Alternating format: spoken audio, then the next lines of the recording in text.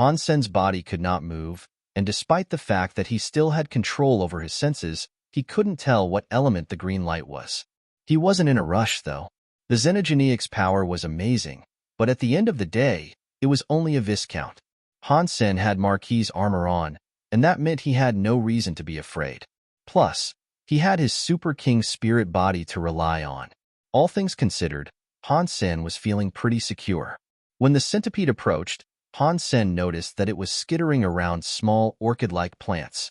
There were no flowers atop them, but small shapes like gold rats grew from them. No, they weren't rats. After a good look, Han Sen noticed it was something quite familiar. The things growing on the plants were very small red mist minks. There were 7 of them, and their eyes all looked so big.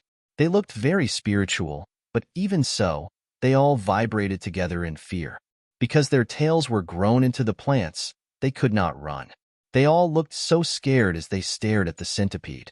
Now, Han Sen knew that the centipede had come for the red mist spring. It had come for the minks. What Han Sen didn't know was who the creature was going to attack first. The centipede quickly skittered up to Han Sen with its blade-like claws. It attacked Han Sen, making repeated ding-dong noises. The claws were unable to break Han Sen's armor, but they left marks on its surface. That was very impressive for a Viscount-class pair of claws. The Viscount Xenogeniac should have found it impossible to damage a Marquis' armor. This Xenogeniac is a bit creepy, but even so, Han Sen still felt safe. It was creepy, yes, but it could not harm him. The centipede wreathed itself around Han Sen, trapping him in the grip of its body. Its feet were also like blades, and they kept scrabbling against him. Fortunately, only a few white scratch marks were left on the armor. The attacks still couldn't damage him. The creature did not have a mouth, and its head was very flat. It had 2 long beard strands, too. Aside from the claws and the blade-like legs, there was no other way for it to attack Han Sen. It kept slashing Han Sen for quite some time, but it was unable to hurt him. The centipede eventually gave up. It climbed over to the plants that were growing minks, instead. It circled the minks, but it did not seem to hurt them. But the minks were still frightened. They were shaking in fear. What is it trying to do? Han Sen was confused, and so he resumed trying to break through the green light. Jade skin, his mutant blood, and the story of genes were all useless. When he cast his Dongxian Sutra, he could sense something from the light, but it was just Baron class and 1 level lower than the green light. He could not get it to break through. Han Sen kept using his Dongxian Sutra to battle the green light. He also watched the Xenogeniac. He was interested in learning what it was up to. As he fought the green light, Dongxian Sutra's power flowed through him like it always did. But Han Sen felt as if the power was changing slightly. He felt as if he was on the precipice of breaking through. Han Sen was so happy about this, seeing as he had used the Dongxian Sutra to fight against the green light. He wanted the green light to sharpen the Dongxian Sutra and perhaps prompt a level up. Right now, the most effective thing about the Dongxian Sutra was the Dongxian Aura.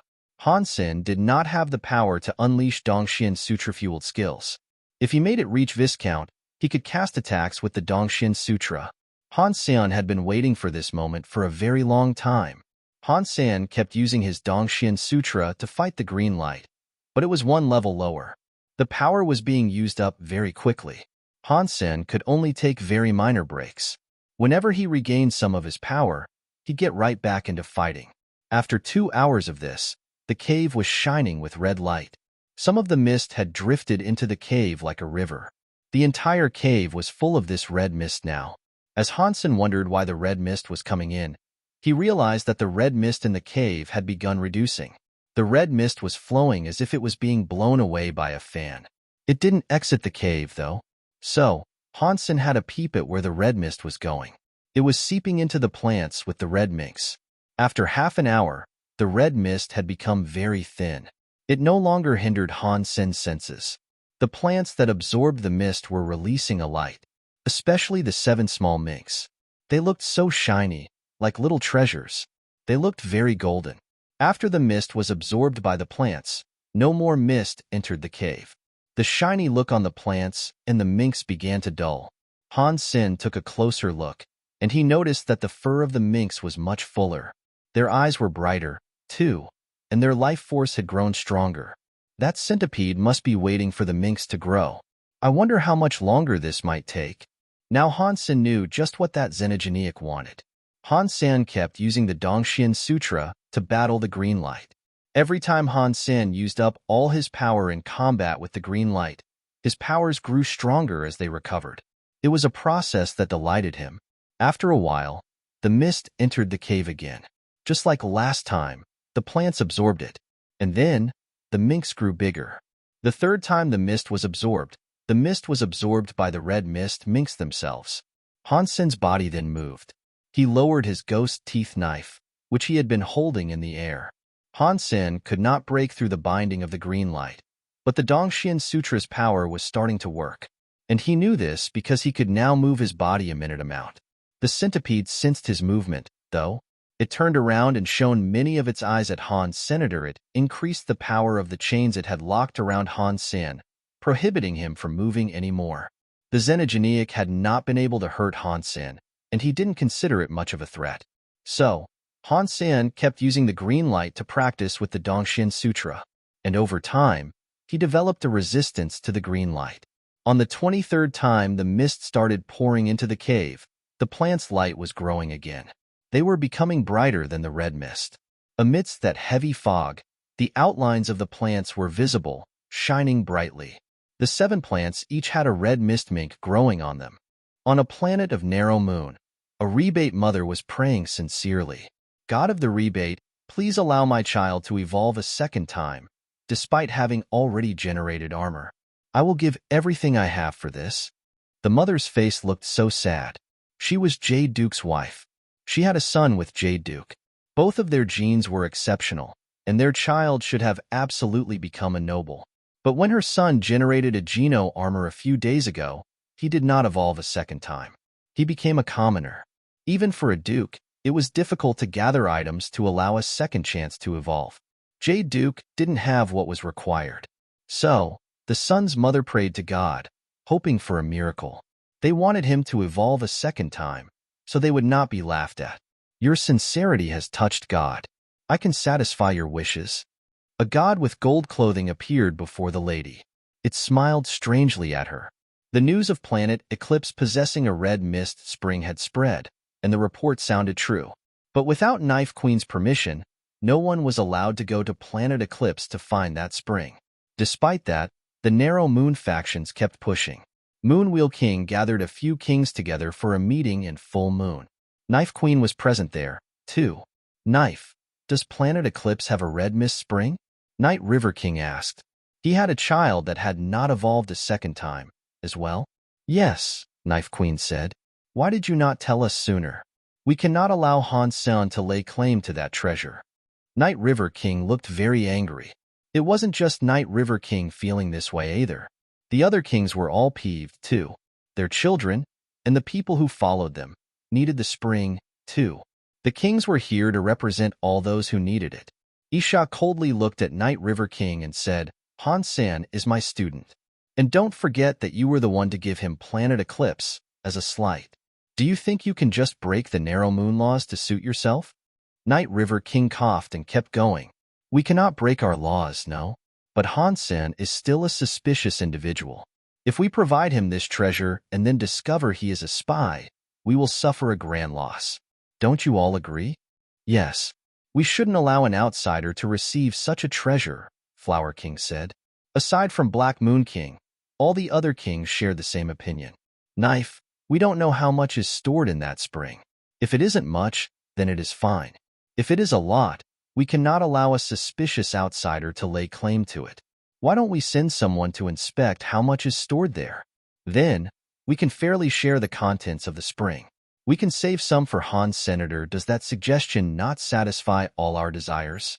Moonwell King said. This time, many of the other kings agreed. They weren't greedy about the spring. The pressure was merely coming from their family members and other bad relationships. Han Sen is my student, and Planet Eclipse is bound to him legally. Isha spoke with an absence of emotion. Knife, why are you being so stubborn? He is just an outsider, and he is suspicious. Night River King looked glum. He went on to say, If you absolutely insist on this stance, then we'll take it to a vote. You know what will happen after that. Isha looked at all of them and said, "Fine.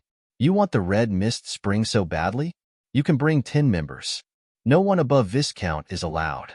How much they can claim will depend entirely on them. That is my bottom line on this matter."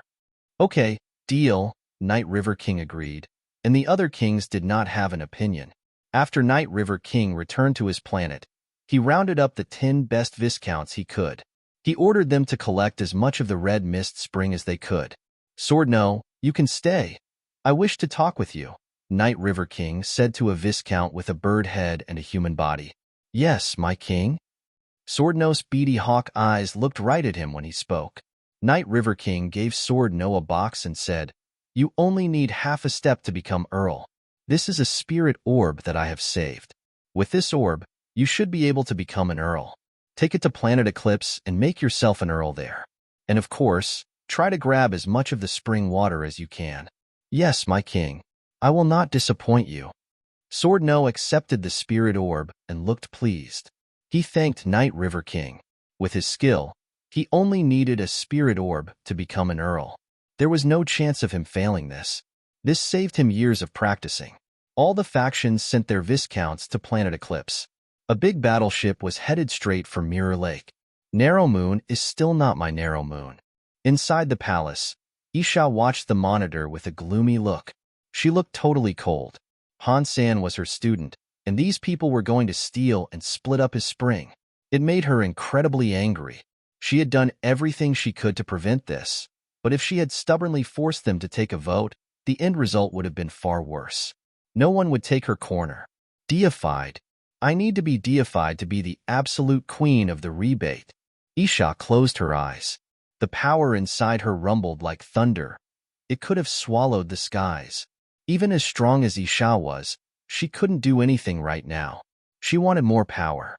Inside the cave into the Red Mist Valley, the red mist was sucked into a vortex. Then, it disappeared. It went into the plants. The 3 little minks were like treasures. Their bodies were glowing so much, it was difficult to look at them directly. The centipede was moving quickly towards the plants. It extended its head, cracked open its mouth, and tried to swallow one of the minks. The glowing mink tried to run away in terror, but its tail was attached to the plant and it could not run. The centipede opened its mouth to eat the little mink. It suddenly stopped, though, and it turned to look behind itself. Top, top, top. Han Sen's body was jerking like a poorly built robot as he slowly approached.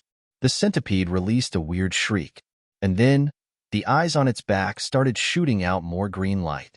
Its body maneuvered into a semicircle as it did this. The green light landed on Han Sen like a spotlight, but Han Sen's body still moved. He wasn't frozen in place this time. A second later, he was walking forward once again. The centipede let out another strange scream. The green light burst forth from its eyes, shining powerfully across Han Sen, doing its best to hold him back. Despite all that green light, however, Han Sen was still approaching the centipede. He didn't get stuck in place, and his pace was gradually increasing. As he drew closer, it became apparent that the green light wasn't actually hitting him. There was an invisible barrier around him that kept the green light 3 inches away from him. That barrier, and the safety it provided, were expanding. It was like an invisible wall, blocking the green light and red mist from reaching him. The centipede shrieked and continued firing rays of green light. They struck the barrier and immediately disappeared. It was useless now, and no matter how much green light the creature fired, nothing could change the tide. Han Sen calmly watched the centipede as he walked forward. The barrier grew bigger and bigger, until the centipede was inside it. The centipede felt the danger it was in, and so it twirled its body into a tighter defensive ball. The green, gem-like eyes were shining brightly. Inside the invisible barrier, it could still use its powers, but the green light was twisted. The light would flash randomly around the inside of the barrier, but none could strike Han Sen.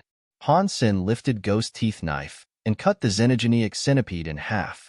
Viscount Xenogenic hunted. Evil Eye Dragon. Xenogenic gene found. Han Sen thought that was a bit of a shame. He hadn't gotten a beast soul that wielded that wicked power. But even so, leveling up his Dongxian Sutra through this battle was more than enough. See. The 7 red mist minks squealed. They were shining. Their tails disconnected from the plants, setting them free. When the 7 minks matured and fell off the plants, their anchors wilted and disintegrated into dust. The creatures looked incredibly scared, and it was clear that they wished to escape. Han Sen used his Dongxian aura to muffle their senses. Under his blinding powers, the 7 red mist minks ran around like headless chickens, unable to discern where the exit might be. Weird. It looks like these guys are really low level. They look barren at best. Han Sen found this to be quite strange. After being born in such an important place and absorbing so much red mist, how could they only be barons? Han Sen raised his hand, and the 7 of them flew right before Han Senator. They couldn't escape. Han Sen grabbed one of them to examine. They had gold hair and bodies that were the size of a fist. Their eyes were big and took up 30% of their faces. Their cheeks were plump balls, and their tails weren't too different from a squirrel's tail. They were big and fluffy things. It is a baron. Weird. Continuing to stifle the senses of the 7 minks with his Dongxian aura, Han Sen then walked over to the centipede. He broke its body and took out the emerald eyes. The evil Xenogeneic's evil eyes looked rather pretty. They were only the size of pigeon eggs, but they gleamed green like one of his grandmother's emeralds. Han Sen dug out each of the eyes and readied himself to leave. The 7 minks were eating the body of the centipede. They were too small, and after eating a little, their stomachs were rounded and full. Their claws could barely even touch the ground. Han Sen made them fly towards him to tuck them into his satchel. After leaving the cave, Han Sen expanded the effect of his Dongxian aura, and as Han Sen walked through the mist, it couldn't penetrate his barrier. It was 10 meters wide by now, and Han Sen had no issue with stifled senses. He could see all things clearly.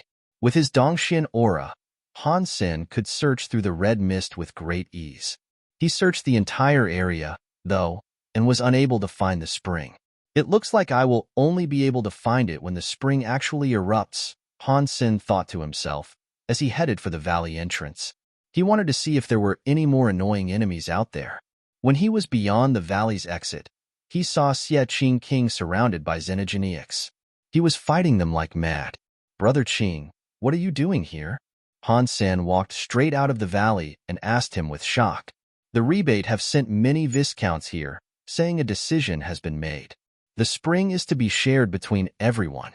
Gu Qingcheng reviewed their documents and confirmed their legitimacy. "Wang Yuhang is taking them around the mountains. I am here to inform you." Xie Qingking spoke all of this while he was still engaged in combat. How did they learn there is a red mist spring here? Han Sen frov ned. Only Xie Qingking, Isha, and the others knew about the spring. He trusted Xie Qingking and the others.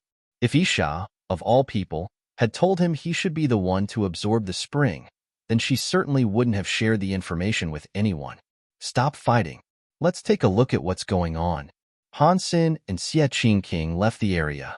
The greedy Xenogeneics wouldn't want to leave the valley, so they did not get chased. Xie Qingking gave Han Sen a document. After glancing over it, Han Sen said, "This has come from the elders, so it has to be legit." Han Sen knew it was the truth, though. Otherwise, without Isha's permission, the Viscounts would not have come. "Where are they now?" Han Sen asked. "They are yelling at him about needing to be led to the spring. There are too many of them, and Gu Qingqing is worried they might attack the base if their demands aren't met. She is worried the place will be messed up, and the women and the children could be hurt. So, Wang Yuhang is taking them around and around." Xie Qingking went on to say, "Should we let Wang Yuhang get rid of them? Take them to an area with powerful Xenogeneics to ensure they won't return. This is an order from the elders. It is a decree that has been signed by 7 kings and Isha herself. If I don't take them to the Red Mist Spring, I will be in trouble. I can't tell Isha that I got them all killed." Han Sen looked over the document, smiled, and said, "If they want to come, let them." "What is wrong with you? Where are you taking us?" One of the Viscounts looked at Wang Yuhang very angrily. They'd been waylaid by many Xenogeneics on the road, and they had yet to see any hint of the Red Mist Spring. The many injuries they had suffered were taking a toll. Except for Wang Yuhang, of course. He was leading them, and he could run from his enemies extremely quickly. Whenever he saw movement up ahead, he'd take cover in the crowd. He was the only one not to sustain injuries. Kid, I'm warning you. You better not be playing tricks on us. Even if Han Sen himself was here, he couldn't save you. We can kill you with the greatest of ease, the Tego Viscount shouted angrily at Wang Yuhang, grabbing him by the collar. You have misunderstood me. Why would I play tricks? You know how dangerous this place is, and there is an abundance of xenogeneics. We don't have many people in the base either, so the mountains remain uncleared. I am taking a huge risk, leading you guys to the Red Mist Spring. The fear of death is not lost upon me, either. I have picked the safest route for us to take, and even so, there really are just too many xenogeneics. Wang Yuhang gave them the look of someone who had been wronged. Keep going. The Tego Viscount grunted in dissatisfaction and threw Wang Yuhang forward. Yes, and we have to be careful, because this place is dangerous. Wang Yuhang smiled and got up. He wasn't mad, and he just swept the dust off and kept moving. As they walked, they went across a mountain, at which point Wang Yuhang suddenly started retreating. He also shouted, "Everyone, there is a bunch of xenogeneics ahead." Before any of them could react, they saw a bunch of xenogeneics crossing the distance. There were so many of them. It was like a sea of foes. One of them was wielding some sort of barrier, which marked it as an Earl xenogeneic. The team quickly fell into chaos as the group of Viscounts engaged the xenogeneics. Wang Yuhang ran to the back of them, saying, "Trying to be bossy to me, huh? Now you are going to die." "Not bad, little uncle." Han Sen suddenly appeared next to Wang Yuhang and smiled. "What are you doing here?" "I told Brother Qing you could stay and absorb the spring while I handle these guys. Later, I was planning on taking them to Marquis Xenogeneics." Wang Yuhang smiled. "Don't kill them. They need to reach the spring. Otherwise, we cannot explain the reasons why they all died.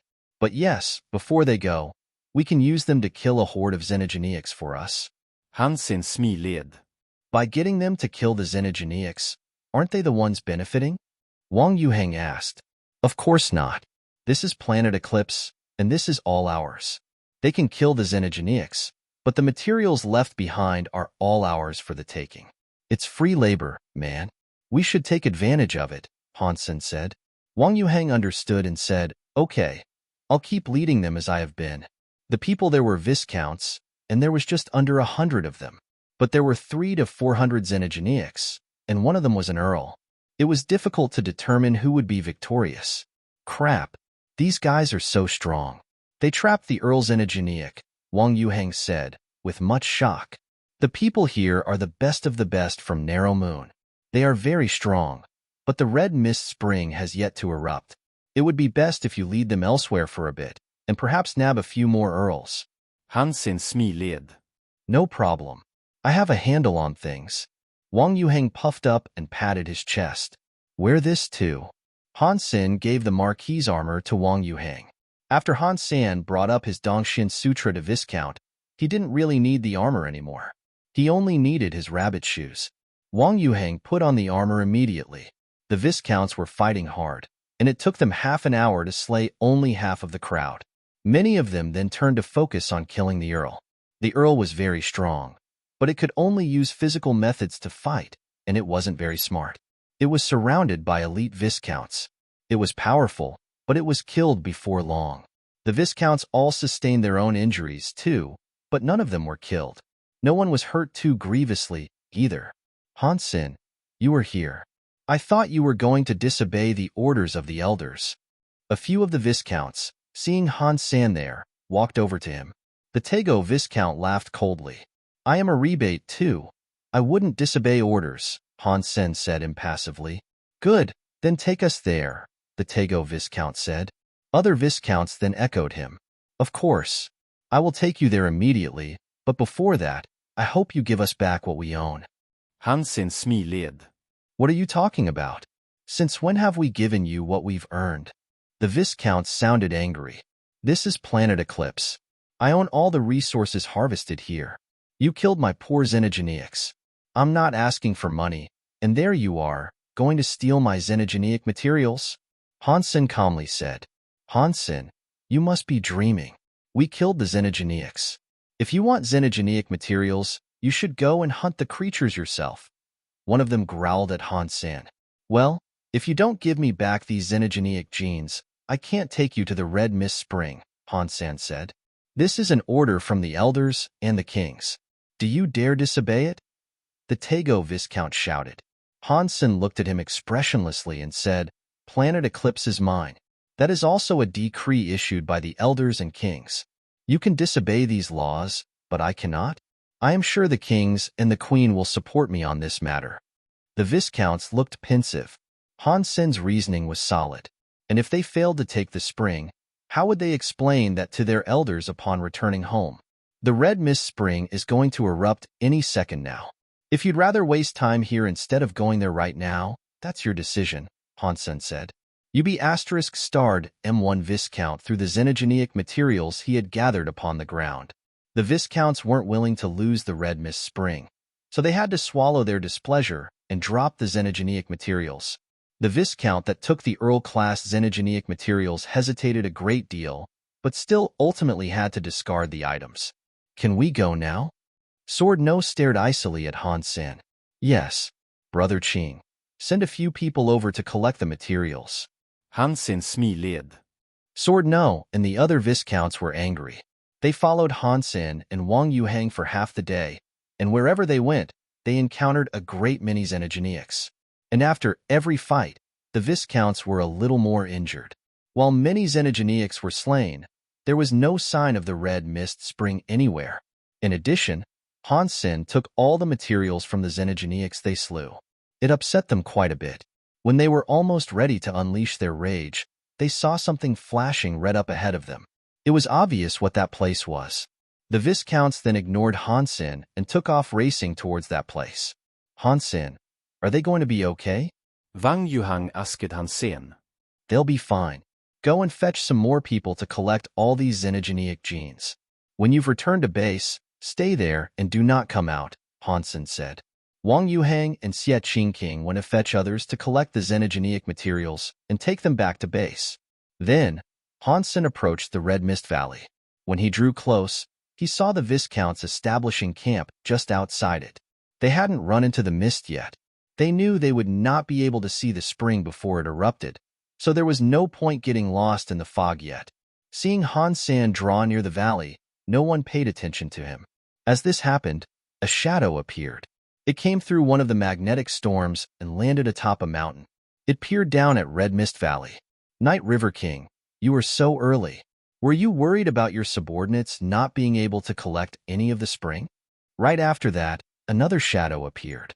That was Black Moon King. Night River King looked at Black Moon King and said, You didn't send anyone here, so why have you come? Can't I have the pleasure of watching? Black Moon King smiled. Humph. Night River King hummed and did not say anything. From every direction across Planet Eclipse, many shadows descended. They were landing in various spots, but they all had their attention fixed on Red Mist Valley. Planet Eclipse's magnetic storms were strong, so it would be impossible to observe the valley from off-planet. So, the kings had to come in person if they wanted to watch. Most springs would release a dozen drops of spring water. Springs had been known to release over 100, but such an occurrence was very rare. They'd be quite lucky if the spring spawned a few dozen drops. Han Sen was resting just outside Red Mist Valley, waiting for it to erupt. He felt the little red mist minks moving around quite a bit in his pack. He took one out and put it in the palm of his hand. Perhaps it was because Han Sen had been carrying them for a while, but they seemed to have realized that Han Sen was not planning on eating them. The mink did not look afraid. It used its claws to point into the Red Mist Valley. You want to go in there? Han Sen asked the mink with surprise. The little mink nodded. It sat down like a squirrel, continuing to point into the valley with a look of gleeful energy. Then, Han Sen looked at the mink and asked, Why do you want to go in? Do you know where the spring is? The little mink looked at Han Sen with confusion, unsure of what he was asking. It's quite smart, but it has just been born. It doesn't understand what I'm saying. Han Sen frov ned. The little mink, seeing Han Sen not move into the valley, continued pointing into the mist with its claws. It was trying to hurry Han Sen into going in there. Han Sen brought out the other 6 little minks. They were all behaving the same way, and they really wanted to go in. Han Sen put them inside his pocket and did as he was instructed. He walked into the valley.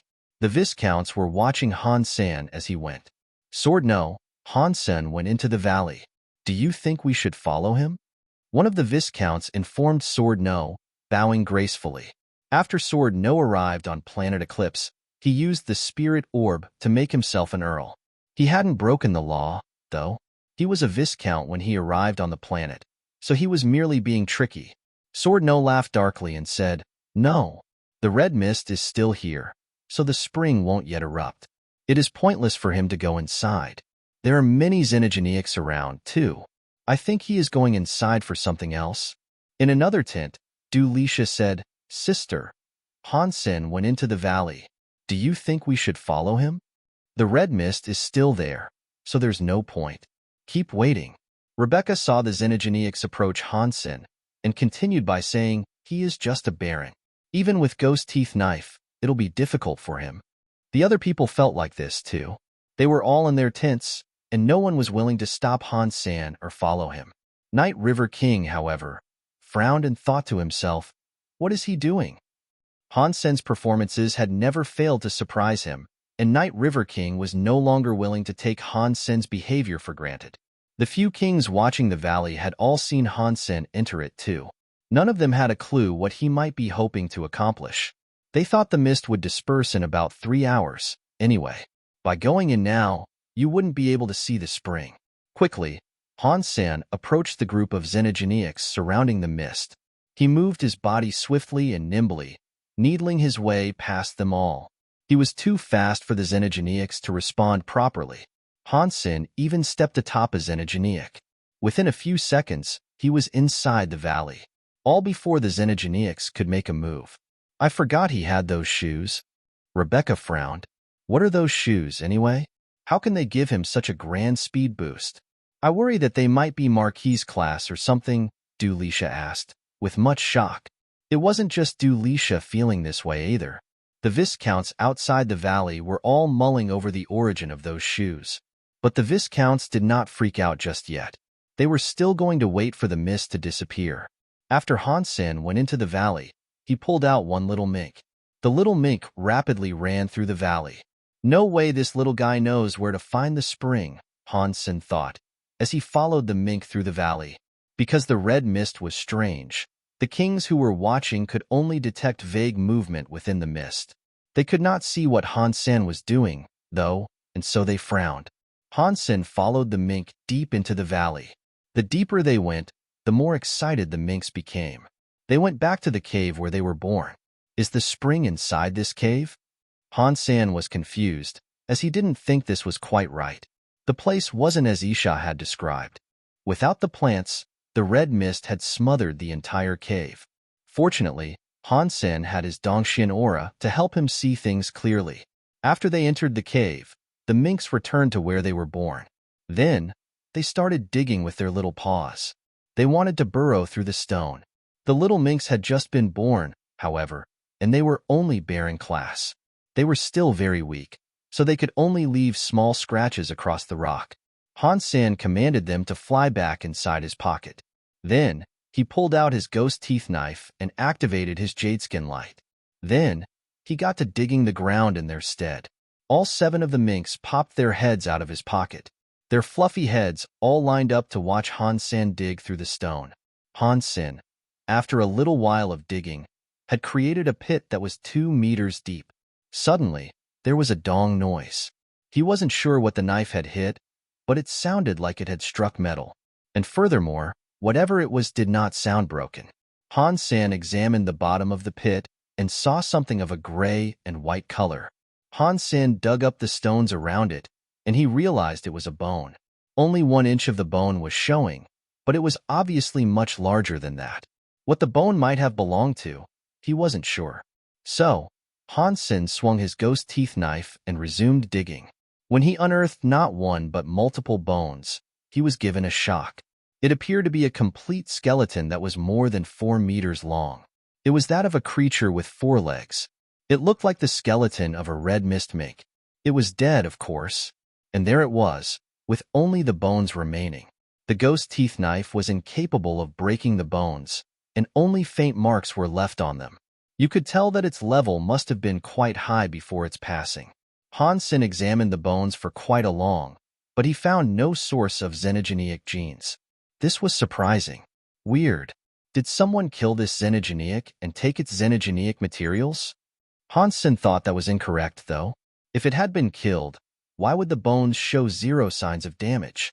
Han Sen did not know what to do, so he allowed the 7 little minks to hop out of his pocket. Han Sen thought their purpose here was to check out these bones, but when they entered the pit Han Sen had dug, they went into a specific corner and kept on digging. Han Sen was not a patient fellow, and he had no interest in waiting for them to complete the task of digging. So, with Ghost Teeth Knife, he took over the spot they were digging. He dug out 2 feet of stone before he came across something else. A red mist started to ascend from it. Before Han Sen could see what it was, the 7 little minks jumped inside. They all ran into the red mist and disappeared. Han Sen looked closer, and there, he noticed an orb that was around the size of a grapefruit. It looked very clear, as if it had been made of crystal. But the red mist there made Han Sen believe it wasn't real. And now the minks had vanished. Han Sen dug out the orb and took a look. He was given another shock. Inside the orb, amidst the mist, there was a red palace. It looked like a suitable habitation for a god. For some reason, the 7 minks had gone inside the crystal orb. They appeared before the red palace, and then resumed trying to scratch their way in. They were trying to dig into the palace. There were no gaps in the walls, though. They were too weak, and they could not push open the doors to the place. Han Sen looked at the nameplate of the palace. There were 3 words on it, but Han Sen could not read them. They weren't of a language belonging to the humans or the crystallizers, and neither were they from a language that existed in the Geno universe. How did they get inside there? Han Sen was playing with the crystal orb, trying to activate it. Nothing he did seemed to work. If this was a treasure of some kind, it might require a very special element to activate it. If those 7 little minks could enter the orb, that must mean that their power is the same as the orb's power. I can cast powers with my Dongxian aura.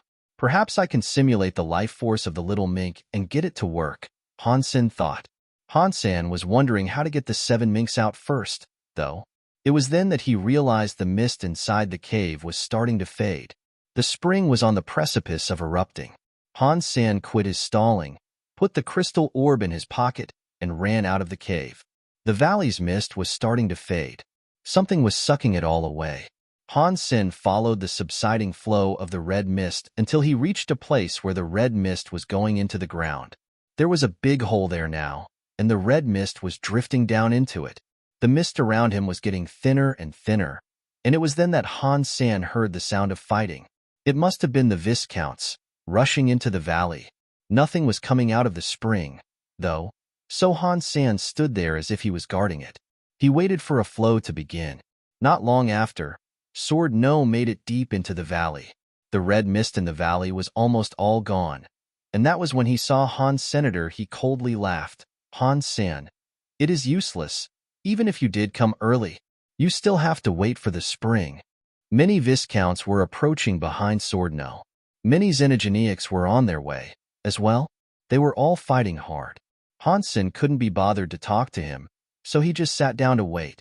Sword No was next to the eye of the spring. He found a decent spot, and he got to killing the xenogeneics around him. Whenever the xenogeneics came within 10 meters, he'd kill them quick. Earl.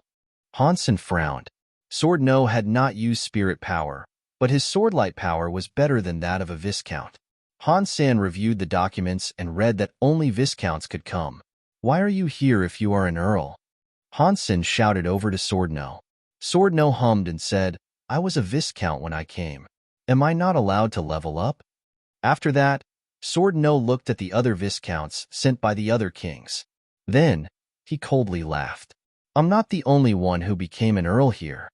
Han Sen looked around. He saw a few Viscounts that were stronger than what Viscounts should have been capable of. He also saw Moonwheel King's daughter Rebecca. You guys have really worked hard for this, Han Sen coldly said. Stay away from me. in case I hurt you by mistake. You know I have only just leveled up to Earl, so I can't really control my newfound powers all that well, Sword Nose said threateningly. Han Sen quietly drew out his ghost teeth knife. He stood near the spring and waited for it to erupt. Sword Nose frowned, but he didn't attack Han Senator. He knew the kings were watching him. If they fought Han Sen now, Isha wouldn't be very forgiving. Don't think Knife Queen's protection grants you the ability to do anything you want. When the spring erupts, you better not stop me. I will fight you for it, Sword Nose said grimly. Han Sen continued to ignore him, and he just focused his attention on the spring's eye. Sword Nose, seeing Han Sen being so arrogant, was enraged. He was an earl, and Han Sen was just a baron. That made him very upset. He wished to say something, but someone came closer to the spring's eye. It was Moon Wheel King's eldest daughter, Rebecca. The person directly behind Rebecca was the Viscount of the Tego. He had also become an earl now. The change happened after he fought the Xenogeneics. Not long after, 7 or 8 earls arrived. They had all just become earls, as well. They didn't make it obvious like Sword Nose had by making themselves earls as soon as they arrived. But they knew what they were each trying to do, and so no one raised a fuss to blame one another. The people that the kings had sent were the earls that needed to take the spring water. The Viscounts did not come. They took a path through the mountains to prohibit the Xenogeneics from coming in. They were killing all that dared to try. Suddenly, near the spring's eye, the red mist vanished, revealing a black tunnel. It was only around the size of a man's fist, and it was difficult to determine how deep it went. After the mist faded, a red light shot out of the cave.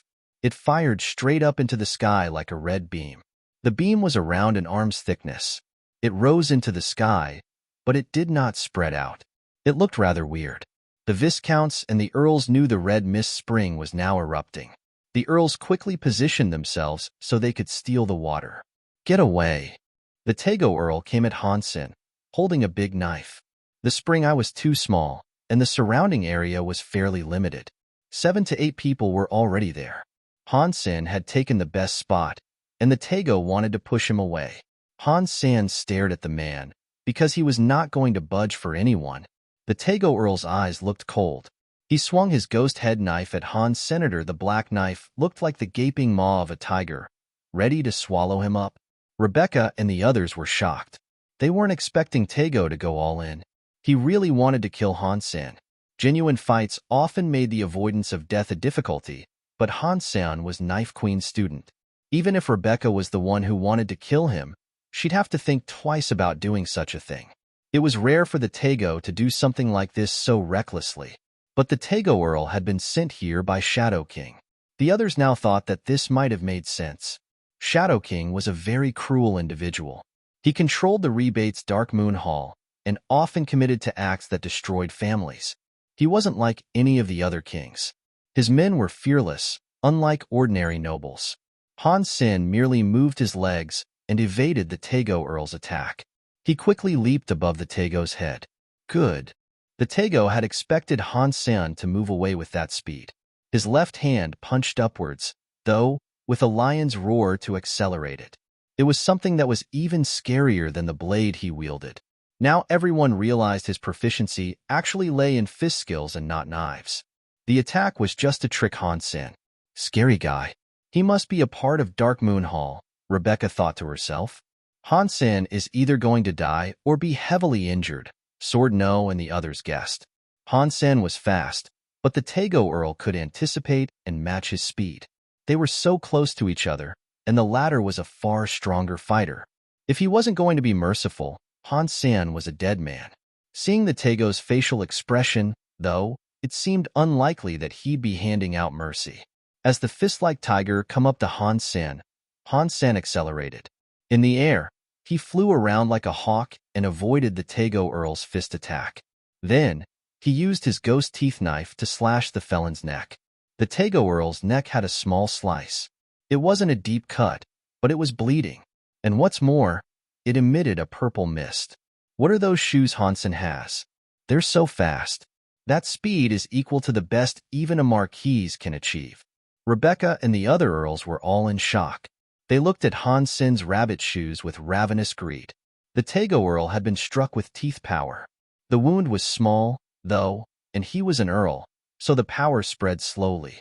It'd be a little while before much damage was inflicted. The Tego Earl roared with anger, and he wished to strike Han Sen again. But then, the spring eye flashed red. A red ball shot into the sky. It was so fast, not even Han Sen could react to it in time. But as it went higher, it slowed down. When it reached 100 meters in the sky, the red ball exploded. It was like a firework, and the spring water came out with it. There was a scatter of 7 to 8 drops. The Tego Earl did not have time to fight Han's Senator Rebecca, and the others were rushing up into the sky to collect the red water drops. But after rising a mere dozen meters, something suddenly flashed and sent them back down. They couldn't even eat dust. Rebecca and the others were shocked. Han Sen was far too fast, and he was going to take 2 to 4 drops of the spring water. They had clearly underestimated Han Sen's speed. Han Sen was flying like a phoenix, with the speed of shooting shadow. He managed to take every single water drop and not leave a single one for the others. Everyone was so mad. They wished to fight Han's Senator, but then another orb came shooting into the sky. Everyone was shocked, and they all tried to get the spring water that would be inside this second ball. Before they could do anything, Han Sen had already flown over towards the ball of light and grabbed it before it could explode. The red thing looked like a glob of jelly in Han Sen's hand. Without a single mote of hesitation, Han Sen shoved it into his mouth and swallowed it. Rebecca and the other earls were infuriated, but another red orb was coming. That is the 3rd drop of spring water, so there must be much to earn here. Rebecca and the other earls wished to grab the coming ball, but the same thing happened again, with Han Sen moving too quickly. Before the ball of light could even explode, Han Sen had grabbed it and gobbled it down. The red, jelly-like liquid surged with power inside Han Sen's belly, and such overbearing strength felt as if it could tear Han Sen apart. So, Han Sen quickly used his yin-yang change. He turned that power into energy he could use, and then he let the story of genes absorb it. Transforming that energy was difficult. The spring water's incredible power was swelling inside his veins, and it coursed throughout his entire body with a ceaseless cycle. Every time it did, a certain amount of it would be converted into energy that was suitable for Han Sen. As this occurred, Han Sen's blood vessels endured stress that was akin to being repeatedly cut by knives. It was very painful. Han Sen kept quiet as he suffered the pain of this exchange, though. He looked at the spring's eye, and he hoped to see more spring water coming out. The spring water had been surprisingly quick in the beginning, and it was now coming at the speed of light. No one could react when the water first appeared. But whenever the water drops finally began to slow down, Han Sen was still the first to react.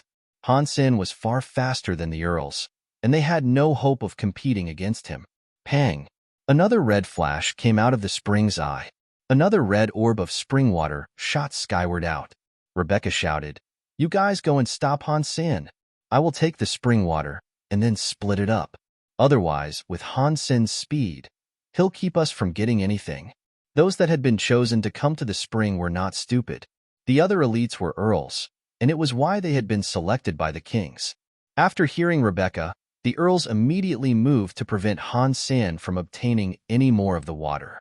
Suddenly, a great deal of scary power turned to target Han's senator. The earls summoned their strength, and although they did not expect to kill Han Sen outright, they at least thought they could stall him for a time. In the meantime, Rebecca sprinted after the red ball. If another earl had volunteered to go after the red ball, the others might not be so trusting, but Rebecca was Moonwheel King's eldest daughter. She wouldn't break her promise to share the spring water, as that would cost not only her own reputation but her father's as well. Suddenly, dragons roared. Scary lights, smokes, and shadows were pursuing Han Sen. Han Sen's movement changed again, as if he was dancing. His body accelerated and flickered right past the attacks of the earls. As he passed Rebecca, he snagged the drop of spring water that had almost been within Rebecca's grasp. His speed is like that of a duke. Rebecca and the other earls were flabbergasted, in addition to being furious. He was just a baron, and even so, he had those scary shoes that granted him such unbelievable speed. Against it, the earls did not stand a chance. It made them incredibly angry. It was worse to know that as soon as Han Sen grabbed a droplet of water, he would swallow it whole without leaving behind even a single scrap. Even more confusing was the fact that when Han Sen swallowed the spring water, his body should have been impacted by the overwhelming power. It should have been ravaging his insides and making him feel like he was dying. Yet Han Sen had swallowed so many without showing any reaction. He wasn't exhibiting any emotion, so it was like he wasn't enduring any pain. Ordinary people, after swallowing one droplet, could become barons. A baron that swallowed a dozen could become a viscount. Han Sen had swallowed 4 or 5 of the red orbs. Each of those contained 7 or 8 drops. He must have consumed at least 30 of the drops by now, and yet, nothing seemed to have changed. They had no clue what was going on inside Han Sen's body, though. Secretly, it really did feel as if he was getting cut up. But Han Sen had endured a lot of pain over the years, and he could handle and hide it far better than most people could. That was how he could refine the spring water and still fight Rebecca. Rebecca and the others could not detect this, but the kings could. Knife Queen has a brilliant eye. He can endure so much pain, and yet he remains so calm. He hasn't made a single mistake. I don't think I could have performed so well when I was in my youth, Black Moon King said in admiration. Night River King, on the other hand, looked awful. He said, "So? There have been 4 or 5 of the red mist orbs. He must have claimed around 30 drops without leveling up. With that talent, do you honestly believe he can become a king? Who knows? It is hard to tell." Black Moon King smiled. Flower King and Moonwheel King were watching the happenings of the valley, too. Flower King frowned. This red mist spring offers a lot. It might even erupt a few more times. Han Sen's shoes are too weird. They give him the speed of a duke. Rebecca and the others aren't able to collect any of the spring water. Moonwheel King smiled and said, "Maybe not." Flower King looked at Moonwheel King with shock. Moonwheel King didn't elaborate, but Flower King could guess what he was hinting at. Pang! Another red orb came out of the spring water. Han Sen fired his power to get over towards it. 7 or 8 earls roared together and unleashed their powers, but they still couldn't match Han Sen's speed. He moved directly in front of the orb. Rebecca wore a complex expression. She was holding a spell card that was in the shape of a turtle. Light glowed from the symbols on the card. It looked as if she didn't want to use it, but she gritted her teeth and threw it at Han Sen. It traveled through the air and landed on Han Senator. Han Sen couldn't dodge, and the spell card attached itself to his body. When the turtle spell card landed on Han Sen, he felt his body become heavy. He began to slow down, and gravity dragged so heavily on his body that he almost fell from the sky. Han Sen's blood was boiling. So, he reached out a hand and grabbed the red mist glob before he fell. The Jade Turtle spell? You already had a plan for slowing Han Sen down? Flower King asked, looking at the spell that had been cast on Han Sen. Moonwheel King said coldly, "The speed of those shoes may not mean much to us, and they wouldn't work if there were dukes on the field. Against lower-level opponents, however, they make the boy undefeatable. So, I had a plan to mitigate that." Flower King was shocked, and he said, "The Jade Turtle spell comes from the remains of a deified turtle. There are only 1365 of them in existence. They can only be used once to suppress creatures and slow them down. Not even kings can withstand them. After all these years, very few remain. It is a waste to use one on a baron." Moonwheel King looked tired, and he said, "That is why Rebecca did not use it at first. She did not expect this spring could provide so much. But since the spring was so abundant, and the shoes were proving too much of a challenge, she had no choice but to use the spell. She made a good decision. From how the spring has performed thus far, I'm guessing that it will erupt another 3 or 4 times. It was worth using it. If we failed to bring back a single droplet, I doubt our wives would soon forgive us." Flower King and Moonwheel King both looked at each other. Han Sen's body was near the spring's eye now.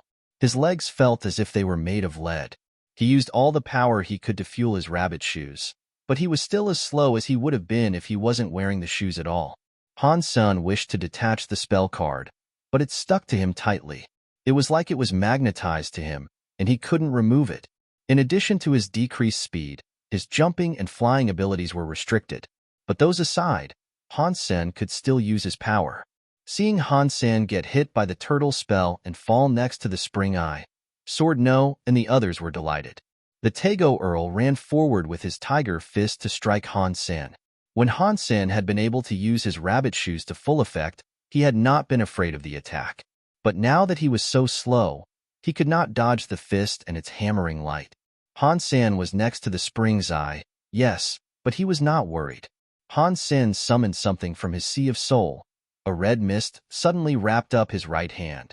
It was like a glove made of silk. This glove was obtained from the red mist mink that Han Sen had killed before. It was a glove beast soul that increased the speed and power of Han Sen's hand. Perhaps it was because he had yet to match the Earl class of the item itself, but it only wrapped up one hand. But to Han Sen, that would be enough. The nobles he contended with were Earls at best, and what's more, they had only just become Earls. They'd only be slightly stronger than the glove at best, and it was likely they were weaker. Han Sen donned the glove and clutched his ghost teeth knife. Seeing the incoming strike headed for him, he did not try to evade it. Instead, he threw his own attack directly towards it. Because spell was not a viscount yet, Han Sen could not use Jade Skin, Mutant Blood, nor the Dongshin Sutra. He could only use the story of genes to fight the Tego Earl. Everyone there, seeing Han Sen fighting the Tego Earl, frowned. There was no way a baron could hope to defeat the Tego Earl. Han Sen was not wearing his Marquis armor either. He could be killed with a single punch. The Tego Earl saw Han Sen slashing towards his fist, and he looked cold. He increased his speed, hoping to finish Han Sen for good. A black tiger punch of light came roaring towards Han's senator. It was probably going to turn him into dust. Ghost Teeth Knife's blade was purple-black. Without any god light or godly presence, the attack that came forward to meet with the fist looked ordinary. Catcha! That scary attack looked incredible in the eyes of others, but it was cut open by the Ghost Teeth Knife. From top to bottom, it was sliced in two. Ghost Teeth Knife and the Tego's fist came against each other, and a dong noise sounded. Han Sen stood where he was, unmoving. The Tego, on the other hand, went stumbling back 4 steps. The fist had an obvious knife mark, and blood leaked between the Earl's fingers. Impossible. The Tego Earl was shocked. The other Earls were stunned, too. That glove. There is something amiss with his glove. It is a powerful treasure that increases his strength and speed. Rebecca was the heir of a half-deity.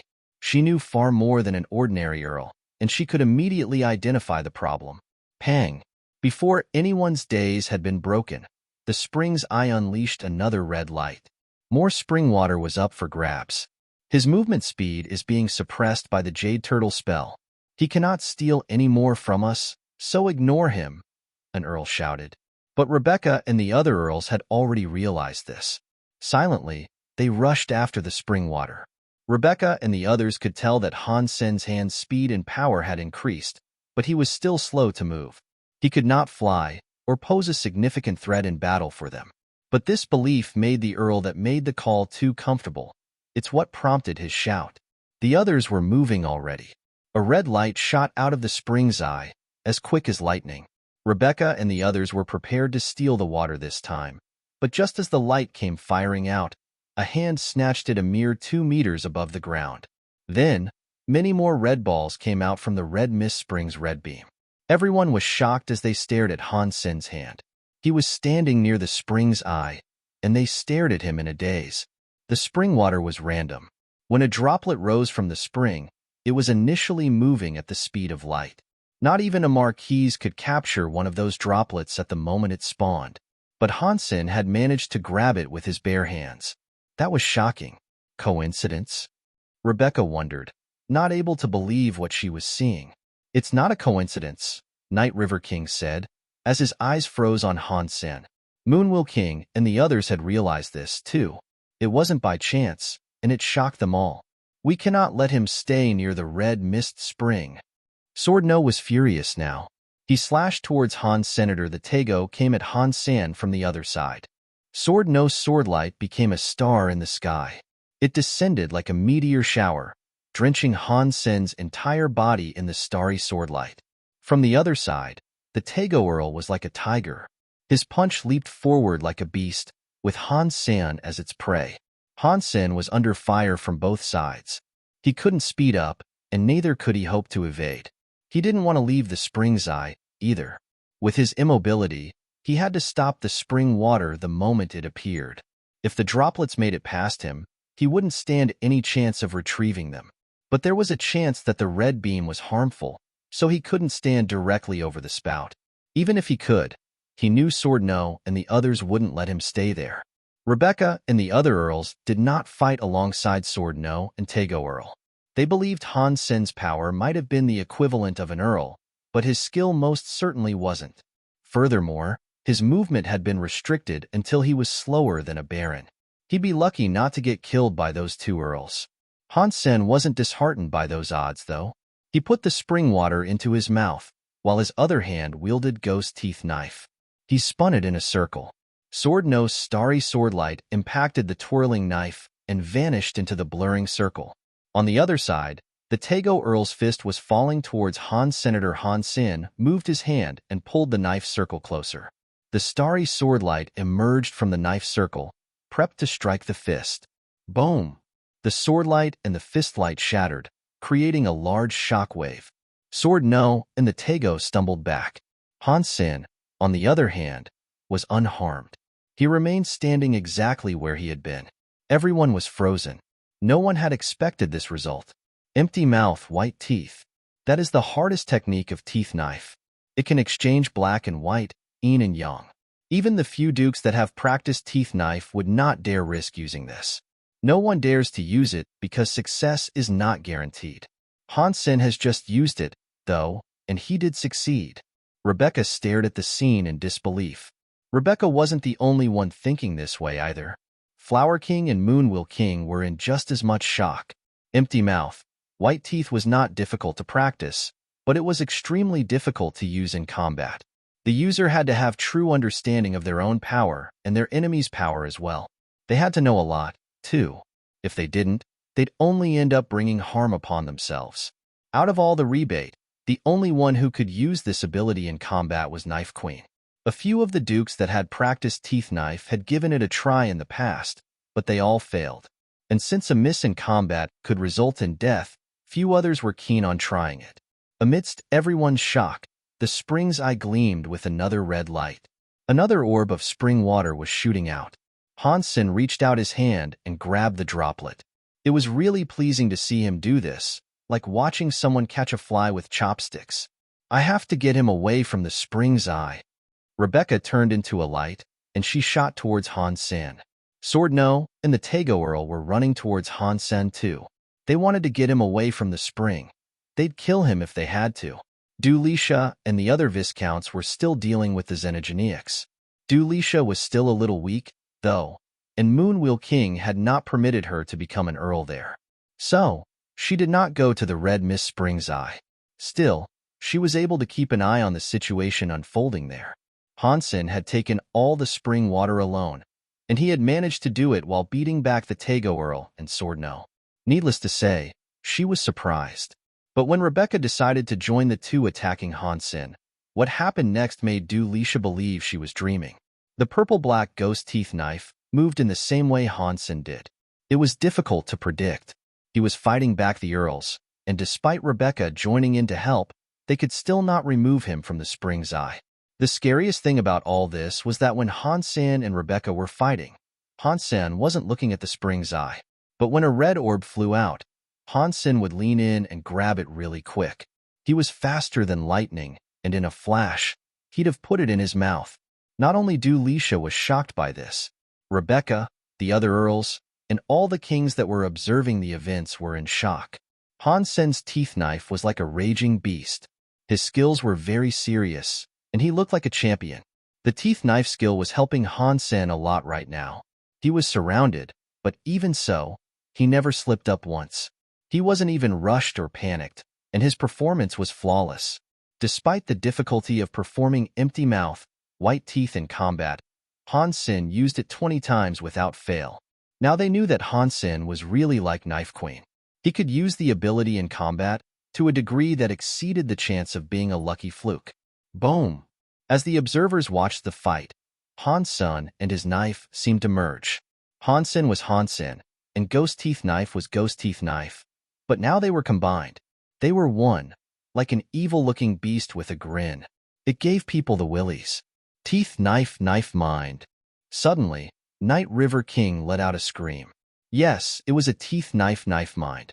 The purest example of one, actually, and it was coming from a Baron. Moonwell King and the others were speechless. Even with their years of experience, they had no idea how Han Sen could practice Teeth Knife Knife Mind in such a small amount of time. But this was the Rebate's Teeth Knife. It was something most Rebate could not practice. Han Sen was just an outsider, and he had learned it all within a month. Moonwell King and the rest wouldn't have believed it if they weren't there to see it themselves. Is he a knife skill genius? The kings looked at him with complicated expressions. Rebecca was shocked, too. The scariest thing was that Han Sen's knife mind was gradually increasing. Han Sen lifted his knife. There was no shiny knife light, no spiritual glow, but the knife mind was so scary.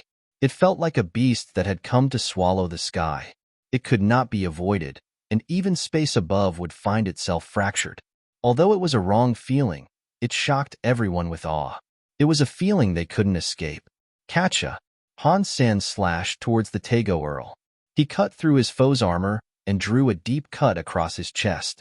His teeth power was buffed by his knife mind, and a purple mist began to envelop the wound, tearing it wider. Swordnose meteor-like swordlight and another Earl's spear came striking at the same time. Han Sen did not move, though. His ghost teeth knife began whirling up another spiral. He caught the swordlight inside the circle, and then he threw it towards Rebecca to slow her down. At the same time, Han Sen's left hand grabbed the red mist spring water.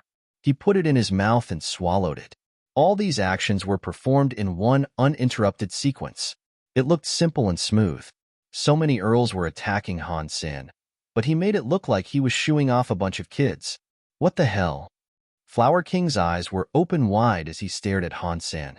Han Sen didn't just generate a normal teeth knife mind. His knife mind was growing quickly, becoming something greater than usual. Even Flower King, who had lived for 1,000 years, had not seen anything like this before. Moonwell King and Night River King looked at Han Sen, but remained speechless. 3 months of a major gambit had been reduced to a joke. Han Sen had only taken 1.5 months to develop a terrifying knife mind. The most talented dukes had taken several years to make a remotely similar amount of progress. Isha's eyes looked bright as she watched. What she was thinking, though, you could not tell. Catcha! Han Sen cut Swordnose's arm off as he grabbed another glob of spring water and shoved it into his mouth. Everything was so seamless. If Swordnose and the others weren't the ones being subjected to this treatment, they'd undoubtedly have praised the marvelous performance. All they could feel now, though, was shock. It was unbelievable for a Baron to use sword skills like that, even if he was being slightly buffed by the treasures he used. Han Sen kept on fighting, swallowing the orbs of spring water as he went. He had consumed at least 10 of them, and he used yin-yang change to convert them into power. His energy and spell armor began to turn red and give off a strange mist. He looked so very weird. Rebecca and the others did not want to retreat in such a state. They used all the power they could muster to fight Han Sen, but it meant naught. They still couldn't keep up, and they hadn't been able to claim a single drop of water for themselves. Han Sen had taken them all. The storage capacity of that particular red mist spring was beyond anyone's wildest expectations. It was still releasing spring water. So what? Even if he does have tremendous skill, he has swallowed at least 100 red mist spring water drops. Even if he was a bug, he should have been able to become a Viscount a few times over by now, but he hasn't yet leveled up. How does he expect to level up? I don't even think this guy will even be able to become a Duke, Night River King said, as he coldly looked upon Han Sen. Black Moon King sighed. He greatly favored Han Sen, but what Night River King said was true.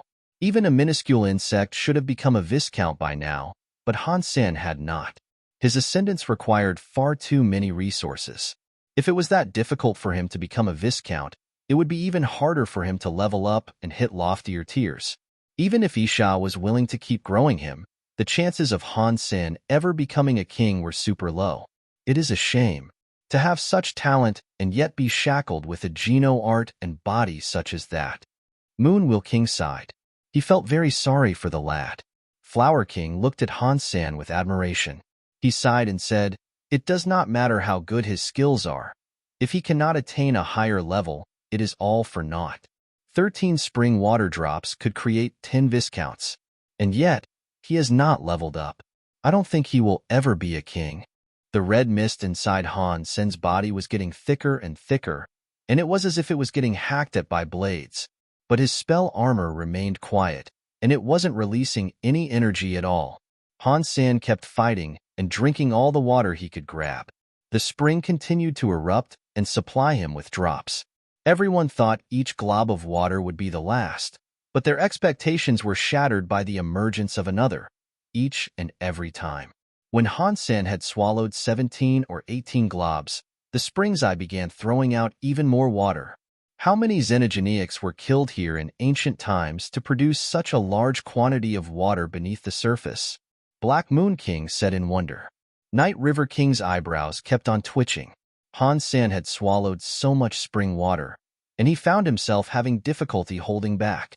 He had thought the spring water would have emptied by now, so he had held himself back each time. But every time he thought of that, more water came out. Right now, the 20th glob of spring water was emerging. Night River King was now full of regret. He regretted not making a move of his own any sooner. He could have grabbed at least 10 water drops. Now, all of the spring water was inside Han Sen's belly, and he could not even produce a fart. It was a waste of a rare material. When the spring erupted again, Night River King finally couldn't keep himself restrained. He did not care if there was any more spring water coming or not. He was going to make a move.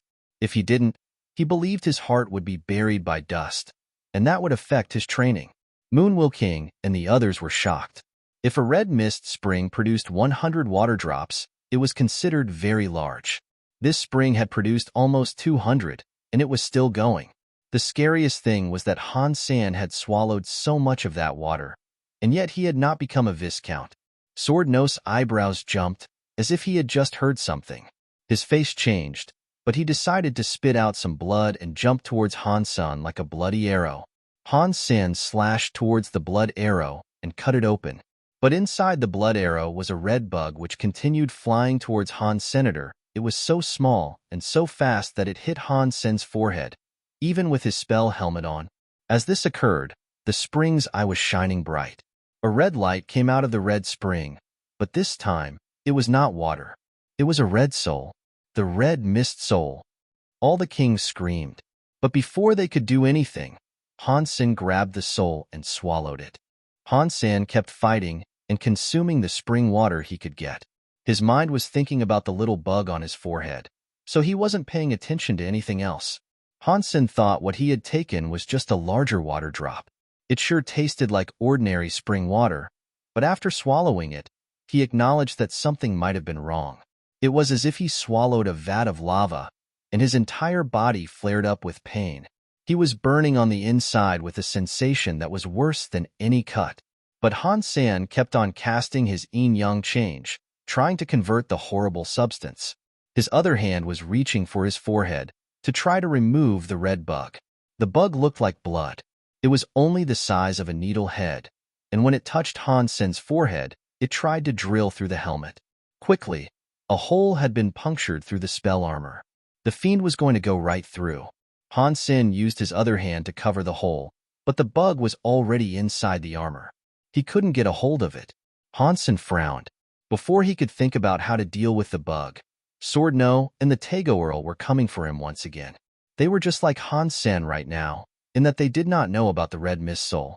They didn't know that after the Red Mist Soul, there would not be any more spring water. The Red Mist Soul was extremely rare. It was an angry spirit that the spring itself had generated. The Red Mist Spring worked on viscounts. It was not effective when you reached Earl, but the Red Mist Soul was. It could trigger an evolution for an Earl.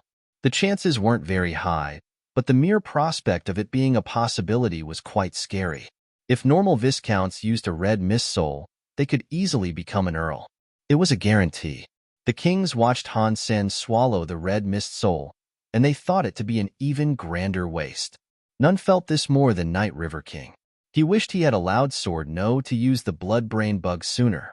Blood-brain bugs were a harmful xenogenic. As a parasite, they could latch themselves onto the brains of others. One of them would look like a normal bug, but when activated, it could ravage the brain of its victim. Its behavior could be controlled remotely, too. Seeing the blood-brain bug pierce the helmet, Han Sen's body shone. The spell armor was glowing white. The red mist soul in Han Sen's body and the spring water were converted into energy inside his armor. Spell's energy was finally released. It was going to reach Viscount class. Catcha. The spell armor was bathed in light, and in its radiance, the blood-brain bug melted. Nothing of it remained. Han Sen's ghost teeth knife glowed white as it was imbued with spell's light. It was a knife light. Han Sen's knife mind was also increasing. It was scary before, but now it was becoming something even greater. It was way past the level of a duke. Boom! The person and the knife combined into one. The knife light was like the light of dawn. It banished the dark and signaled the coming of a new day. And now, it was going after the Tego Earl. The Tego Earl was shocked. That knife light was scarier than any monster. It took over his entire world. The Tego Earl swung his fist like a tiger, but he himself wished to retreat. The knife light acted as if it had a life of its own. It smashed into his back and sent fractures all the way through his chest. He started to bleed profusely. When the blood spilled out, the purple mist began to spread across the wounds. The Tego Earl looked scared, and his wounds expanded quickly. His chest was torn wide open, and then his organs fell out. Arg! The Tego Earl screamed. He had been ripped apart by the teeth power. Rebecca and the others stopped attacking. They looked at Han Sen, holding ghost teeth knife like a demon. He didn't look like he was going to stop, and he turned his murderous attention onto Sword No. In that fight, all that the other Earls had wanted was a bit of that spring water. It was only the Tego Earl and Sword No that wanted to kill Han Senator, but he didn't look willing to stop. The knife he wielded was like a demon striker. The knife light was like a maw of toxic teeth, wanting to crush Sword No. Sword No knew he was injured, and far worse than the Tego Earl had been just before Han Sen killed him. He couldn't take Han Sen's strike, and he looked so scared. He flailed his sword to spawn another meteoric slash that could hopefully break Han Sen's sword light. Enough. The fight for the Red Mist Spring has ended. Night River King's scary power and aura landed. It covered the entirety of the Red Mist Valley. He spoke in a cold voice. Han Sen acted as if he had not heard him. He didn't care about the king's presence, and he still continued swinging his knife. The knife light cut through from the top of Sword No's head, down through his body until he flopped in two. Everyone was in shock. They never expected Han Sen could be so cruel. Even with Night River King there, he had mercilessly slain Sword No. Night River King was furious, and he said, "I told you to stop, and you are still killing?" Night River King swung his palm, and his scary power came towards Han Sen to crush him. The mere presence that the hand possessed was terrifying. As rocks were broken, it felt like the end of the world. Han Sen was holding his ghost teeth knife. He stared at that hand that towered towards the sky like a mountain. He wasn't scared, though. His knife mind roared like a beast, but the king's power did not relent. Boom! Before the hand could land, a purple gust of knife wind came from Planet Blade. It traveled through space like a beam that crossed the universe. It broke through Planet Eclipse's atmosphere and cut through the hand. Arg! A scream sounded, and the big hand was sliced into dust by that fearsome knife light. Night River King's body disappeared, right from where he was on Planet Eclipse. "Please don't be mad, Knife." Night River King was just angry, and he did not mean to hurt Han Sen, Moonwheel King said, looking up towards Planet Blade. "I will decide the fate of my student. Others should learn not to interfere." Queen's voice sounded empty, but it was all over Narrow Moon. Moonwheel King shook his head, and then vanished from Planet Eclipse. The other kings left, too. There was no point in them staying any longer. If they tried anything, they'd be humiliated like Night River King had. Now Han Sen had his teeth knife mind. Isha could protect him properly. They weren't Moonwheel King, and they were not deified. They wouldn't want to incite Isha's fury. Han Sen was believed to have obtained his teeth knife mind in 1.5 months. What's more, his knife mind was very close to the proficiency that only a king could demonstrate. It dazed the narrow moon elites into a state of disbelief. They had seen this with their own eyes, though, and so they couldn't actually doubt it. They couldn't claim that Han Sen was cheating, either. Isha was the only other that could practice teeth knife in such a fashion. Even if Isha was helping Han Sen cheat somehow, there was no way Han Sen should have been able to earn such a knife mind in such a short time. People were worried, though, and no one could doubt Han Sen's talent. Han Sen's performance with the Red Mist Spring was shocking. Many members of Moon Garden, such as Rebecca and Dulisha, now greatly feared Han Sen. The day after the events of the Red Mist Spring, Isha gave Han Sen a call. She didn't say much, but she provided him with a Geno art to practice with. You performed well. This Geno art is your reward. But you cannot be cocky about it. You need to remember that if you do not obtain deified status, it will be useless. Your strength won't matter. She gave him some Viscount Geno fluid too, so he could practice. Han Sen did not understand what Isha meant by this, but he was relieved that Isha had protected him, indicating that things were okay between them. Not long after, Moon Garden invited Han Sen to become a member, but Isha rejected it on his behalf. Isha had wanted Han Sen to join Moon Garden to gain support from the tribe, but she changed her mind after all that had happened. She didn't want him joining them. Because of this, the kings at Narrow Moon held another meeting. They tried to convince Isha to allow Han Sen to become a member of Moon Garden. Her response was cold. My student is not any boy you can push around however you wish. After that, she left. She didn't save face for Moonwheel King, either. Moonwheel King and the others wanted Han Sen to join simply because Han Sen's talents were too shocking. His mind far exceeded the capabilities of others at the same level. If he could join Moon Garden and practice with the members there, the others should also benefit and become stronger. Isha was no longer interested in this arrangement, though, and it wasn't as if they could force Han Sen to take part in Moon Garden. Han Sen was in his room, playing with the Jade Turtle spell. Normally, it was a one-time use item. It wouldn't come off after being used. Instead, its power would be exhausted after a day, and the entire thing would shatter. When Han Sen returned to base, his body felt awful under the weight of the Jade Turtle spell. He tried to pull it off, but alas, he was unable to. Since he couldn't use Super King Spirit Mode, he ended up trying the Dongshin Sutra.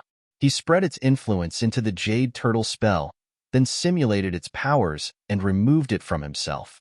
The power of the Jade Turtle spell was very deep. Han Sen only simulated a tiny part of it, but he was able to learn a lot. It also made him wonder where it had come from. Due to the power being too deep and profound, Han Sen was unable to learn it all. So, he began fiddling with the thing using the Dongshin aura to slowly learn more about it. The Geno art Isha had given Han Sen was a light-based art called Moon. As he practiced it, he found that it fit him quite well.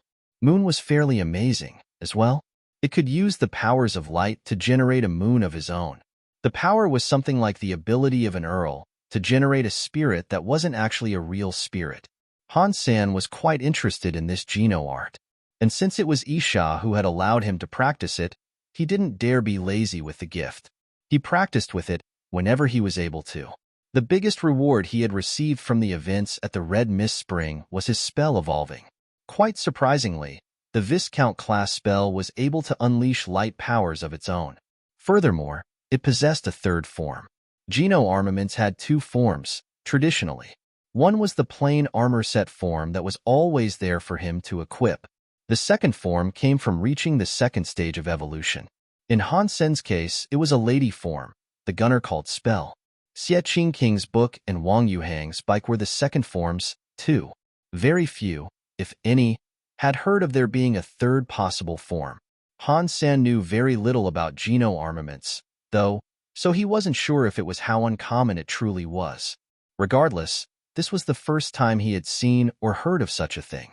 Spell's third form was that of a sniper rifle. Han Sen tried out the rifle and found it surprisingly easy to get headshots from a distance of 100 miles. The biggest advantage of having a sniper rifle was that Han Sen's power was concentrated into bullets. Future engagements wouldn't be so costly, either, with the range of the weapon. The normal power of a Viscount came from sword lights or knife lights. It was very lucky if you could cast such strikes over a distance of a few hundred meters. But with that sniper rifle, Han Sen could guarantee headshots without his targets being aware of his presence. It was a perfect weapon for assassinations. The only limitation was that the bullet velocity depended on spell's power and Han Sen's own power. But that still meant that the stronger they grew, the stronger the bullets would become. He just couldn't use other sources of power to fuel it. All in all, Han Sen loved it. He could level up quite easily with the rifle, and headshots would not be difficult to get. See. Han Sen was playing with the Jade Turtle spell, and as he did, something moved in his pocket. It made a sound. Han Sen opened his pocket and saw the red mist orb inside. The 7 minks were re-emerging from the orb. When they saw Han Sen, they opened their eyes and began crooning at him. "Are you guys hungry?" Han Sen thought he understood what they were implying. The little minks in Han Sen's pocket nodded. So, Han Sen fed them some xenogeneic meat. During the Red Mist Valley incident, the Viscounts had killed many creatures for him. He moved the flesh back to the base, and there was a lot. Because of this, he didn't mind feeding the little creatures. The 7 minks munched on the flesh, and while they were eating, Han Sen used his Dongxian aura to scan their bodies and observe their energy flow. After watching them for a while, something gave him a shock. The minks really were just Baron class, but their energy flows were complex. They were unlike any other Baron he had seen before. Han Sen tried to simulate the energy flow of the little minks. He could do this by transforming the Dongxian Sutra's power into the power the little minks possessed. Han Sen didn't think it'd be difficult to do, as the little minks had only just been born. But it actually took Han Sen 7 or 8 days to simulate their energy. Around this time, the little minks got hungry. They came out to eat again. After every meal, they returned to the Red Mist Orb. They always tried to enter the Red Copper Palace, but they failed each time. Seeing the little minks going back into the Red Mist Orb, Han Sen finally finished simulating their powers. He then tried to put the new energy into the Red Mist Orb. When the power hit the Red Mist Orb, Han Sen felt the Red Mist Orb respond, as if it had a weird power of its own. It sucked Han Sen right inside. Young. The Red Mist Orb fell on the floor, and Han Sen had entered it. He could see a lot of red mist, in addition to the big red copper palace. Han Sen walked through the mist and headed straight for that elusive palace. The 7 minks kept on looping around the palace, unable to find an access point that would grant them entry. Seeing Han Sen, the 7 little minks looked surprised. They surrounded Han Sen, jumping and screaming. They then ran for the main door. They lined up. Some of them used their claws to push, some of them used their bellies to push, and some of them used their backs to push. They tried their hardest to push against the door, but it wouldn't budge. See. The little guys pushed so hard to no avail, then turned their attention to Han Sen to ask for his help. Han Sen had seen things like this many times before.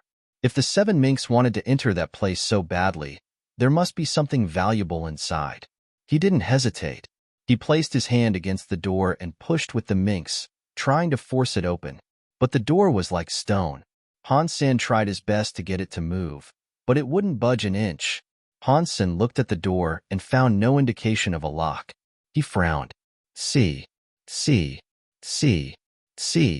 The little minks kept pointing at something, trying to tell him something. "What are you saying?" Han Sen looked at them, but he could not speak their language. He couldn't understand them. Luckily, the Dongxian aura could allow him to read minds, at least a little. The minks kept on running and pointing, and eventually, he heard a sound. It was a simple sound, but Han Sen could guess what they meant. Han Sen tried pushing the door again, but this time, he used the little mink's power to do so. He was simulating them, yes, but he could still use the energy flow far better than the minks themselves could. When he pushed, the red copper door slowly opened. The little minks were delighted. They lined up and helped Han Sen push. The door was opening slowly, and when the opening reached 1 foot wide, the 7 minks could not wait any longer. They hurriedly shuffled themselves inside. Han Sen couldn't wait either, and so he squeezed in through the gap. And on the inside, the palace really shocked Han Sen. Han Sen immediately noted how elegant the place had looked from the outside. It had led him to believe that it was some sort of ancient relic, but now that he was looking at the interior, the palace was shining with lights. It looked very scientific. It was different from what he was expecting. The 7 minks ran inside the palace as Han Sen followed. There were many strange tools and gizmos, and he felt as if he was entering the research quarters of some alien base. Han Sen saw there was a large throne inside the palace, though. There was a 10-meter-tall machine sitting on it, curiously enough. It looked like an old model of Alliance Warframe. It was so old that it looked like a medieval knight. It was clad in heavy armor and everything. Upon further inspection, Han Sen realized that the knight did not have any electrical devices attached to it. It was built from what he assumed to be red copper. It sat on the throne, and it gave no indication of possessing a life force. Even so, it gave the threatening feeling that it could get up and fight whenever it wished to. The 7 little minks raced under its feet. Then they climbed its copper body until they reached the heart. They pushed and squealed. What they were doing was anyone's guess. Boom! Amidst Han Sen's confusion and wonder, the knight did indeed stand up off the throne. It lurched to its feet with a jerking movement and shook the minks off of its body. In the knight's empty eyes, a red light started to gleam. The light looked like some sort of warning beacon. Near the knight's heart, the red light grew stronger. It fired a red light towards the red minks, and all 7 of them disappeared. And then, Han Sen saw the knight start to move. It was approaching him quickly. Its red copper body gave off a sense of foreboding. And shortly after, it was right next to Han Senator. It reached out its big hand and tried to pick Han Sen up. Han Sen frowned, and so he quickly retreated and evaded the hand's grip. But the armored knight bent its legs and unleashed a horrible power. It suddenly accelerated forward and ran before Han Sen. Han Sen was shocked. He used the Jade Skin's godlight to punch against the knight's hand. A metal noise rang out following the collision, but the knight was not hurt. Han Sen's hand, however, was left feeling numb. Han Sen summoned his rabbit shoes and evaded the knight's hand that was coming for him again. He thought the armored knight could not catch up with him, but the knight's speed increased again, and it actually revealed itself to be faster than the rabbit shoes.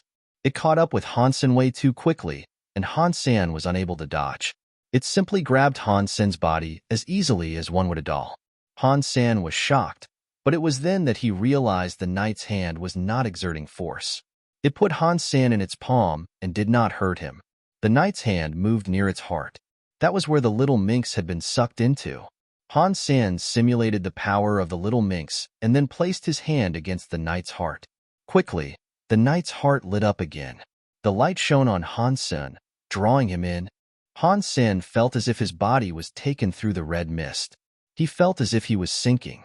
When his body came to a stop, he saw the 7 minks wrapped up in the same plume of red mist, right next to him. The red mist then cocooned itself around him, too. As the mist was attaching itself to him, a strange message penetrated his brain. Han Sen found that he could read the little minks' thoughts, primarily because they were so small and so simple. Their emotions were easy to discern due to their simplicity, unlike humans that have a complex variety of feelings. It was something he couldn't have explained in words. The stranger thing was when Han Sen noticed that the armored knight was trying to communicate with him. It spoke about how one would gain control of it. That knight was called Red Mist King. Han Sen read its description and learned that it was like a wartime machine like the ones he had used in the Alliance. But Red Mist King wasn't built from circuits and electricity. It was actually comprised of xenogenic material and little else. He didn't need buttons to control it, either. All he had to do was use his mind, in addition to the red mist power. It did not take much red mist power for a Viscount to control the machine. Red Mist King generated its own power, too. It had been built from a swathe of xenogenic materials, and it possessed incredible strength. But every time it was used, some of the energy inside it would be consumed. So, it would have to be imbued with more xenogenic materials to replenish its energy. Han Sen sensed that most of its energy had already been spent, and that it only had around 9% of its energy left. Han Sen did not understand how it worked, though. The 7 minks were getting very excited. Their thoughts could control the Red Mist King, too. The Red Mist King returned to the throne and sat down in its previous place. Han Sen thought the minks were merely taking a break, but the equipment in the palace started up. With a whir, the lights of the equipment began to gleam. Even the throne itself started to shine. And then the dimension near the throne began to twist. Before Han Sen could react, he saw the space of the place begin to twist. Red Mist King was sent out, and it appeared near a teleporter on a planet. The little minks merrily guided Red Mist King out of that teleporter, and what Han Sen saw surprised him. Machines that looked like Red Mist King were everywhere. They each had a different shape and size. There were some like beasts or bugs, and there were even a few resembling livestock. The buildings were built from a similar material, too. It looked like a mechanical planet straight out of a sci-fi movie. Han Sen had seen all sorts of different xenogeneic materials. He knew that inside them, there had to be something like the little minks controlling them. Are there other minks inside these machines, too? Is it an entire race of them? Han Sen was shocked at the mere thought. But when Red Mist King walked out of the teleporter, alarm noises started to sound. Then, a language blared, one which Han Sen could not understand. At that moment, all the xenogeneic material machines turned to look at the Red Mist King. Han Sen thought things had gone pretty awry. The next second, many xenogeneic machines were coming for Han Senator. Furthermore, they were aiming at Red Mist King. Their weapons were like lasers, and they started to fire at Red Mist King. Han Sen could see that most of the lasers had Viscount-class strength, but there were a few that were Earl-class. Boom! After the chaos started to unfold, Red Mist King was sent soaring into a building with a crash. Han Sen felt every movement, but Red Mist King hadn't sustained any injuries. The little minks were rolling around in the mist. They looked rather annoyed. And then, Han Sen saw the joints of the armor begin to shine red. The minks controlled the Red Mist King's fists, which were now blazing with fire. It moved forward and punched an opponent. Boom! A giant beam of light came out of the fist. It destroyed the streets, buildings, and xenogeneic machines all around. Everything was broken or melted under the force. A building that was a few hundred meters tall was vaporized, and a 10-meter-deep crater was all that remained. The path of destruction kept extending out, though, as if it was the end of the world. It felt as if everything there would be wiped out. The red mist didn't seem bound to the planet's surface, though. It reached out into the atmosphere, as if it was going out to space. *T. That's strong. Han Sen was frozen. That punch was the equivalent of a king-class elite. That's scary. After the initial shock, a flurry of surprises continued to come. The Red Mist King was very strong, and furthermore, Han Sen could control it. That meant Han Sen could be that strong and not have anything to be afraid of. If Night River King came to provoke him again, Han Sen could punch him into the sky, regardless of whether or not he was *King. But Han Sen's dream quickly came to a halt. The Red Mist had given him a lot of information, but one of the alerts was now warning him that the energy reserves were very low. It was lower than 1% now, at a figure of 0.75%. *CK. One punch took away 9% of its energy. Han Sen was shocked. He didn't dare hesitate now. He pulled the 7 little minks closer to prevent them from piloting the Red Mist King any further. Han Sen decided to take control of it, and he raced it back to the teleporter. The dimension twisted once again, and they vanished from the area. When the vortex untwisted and deposited them back in normal space, they found themselves back inside the Red Copper Palace. Han Sen was greatly relieved. The 7 little minks, however, were looking rather angry. Han Sen quickly scanned their minds, and it allowed him to understand why they were as angry as they were. They had merrily gone in there because, from what Han Sen could discern, they wanted to go home. But as soon as they teleported, they were treated like enemies. That was the source of their frustration. But then Han Sen thought about the punch. Han Sen thought that the creatures of that planet might have every right to be as furious as they were. Han Sen grabbed the 7 little minks, in case they decided to drive the Red Mist King back. Red Mist King had next to no energy, so Han Sen wasn't sure if it could return from another trip through the teleporter. Han Sen brought them all the way out of the Red Mist Orb, so he could keep an eye on them. He went on the internet to find out what he could about the Red Mist Orb, Red Mist King, and the little minks. Fortunately, Now that he was a student of someone who was half deified, Han Sen had some level of authority across Narrow Moon. It gave him access to information that the ordinary rebates were not permitted to know. Han Sen could not find out anything about the origin of the Red Mist Orb, but he was able to learn about the Red Mist Minx and the Red Mist King. In the Geno universe, there was a race called Mecha. In truth, it wasn't one fixed race, but a title that included a number of subspecies and different blood lineages. So, because of their extreme diversity, the Mecha couldn't be considered a higher race like the Feathers were, even if their strength exceeded that of some higher races. Even if one of the Mecha managed to light a Geno lantern, it wouldn't be enough to enable all Mecha to be considered a higher race. There were too many differences in the blood between them all. The Mecha's xenogeneic space included everything from pigs to snakes. There were still so many different types of creatures that were considered Mecha that it was difficult to keep track of them all. But there was one connecting thread, and that was a talent shared by all the Mecha. They could consume xenogeneic genes and create a new material inside their own bodies. The Mecha used these materials to create xenogeneic battle bodies, creations that were similar to the Red Mist King. But in order to be used, xenogeneic battle bodies required a power that belonged solely to the Mecha.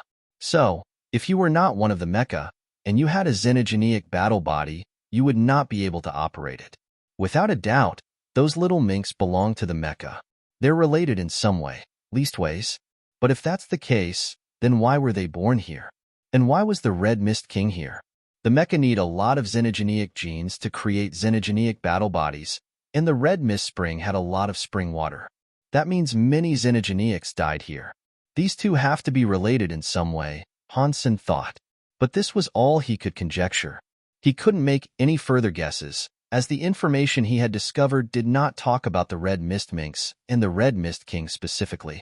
Han Sen tried to use xenogeneic gene ingredients to fill up the Red Mist King's energy, but he soon realized that it wasn't working.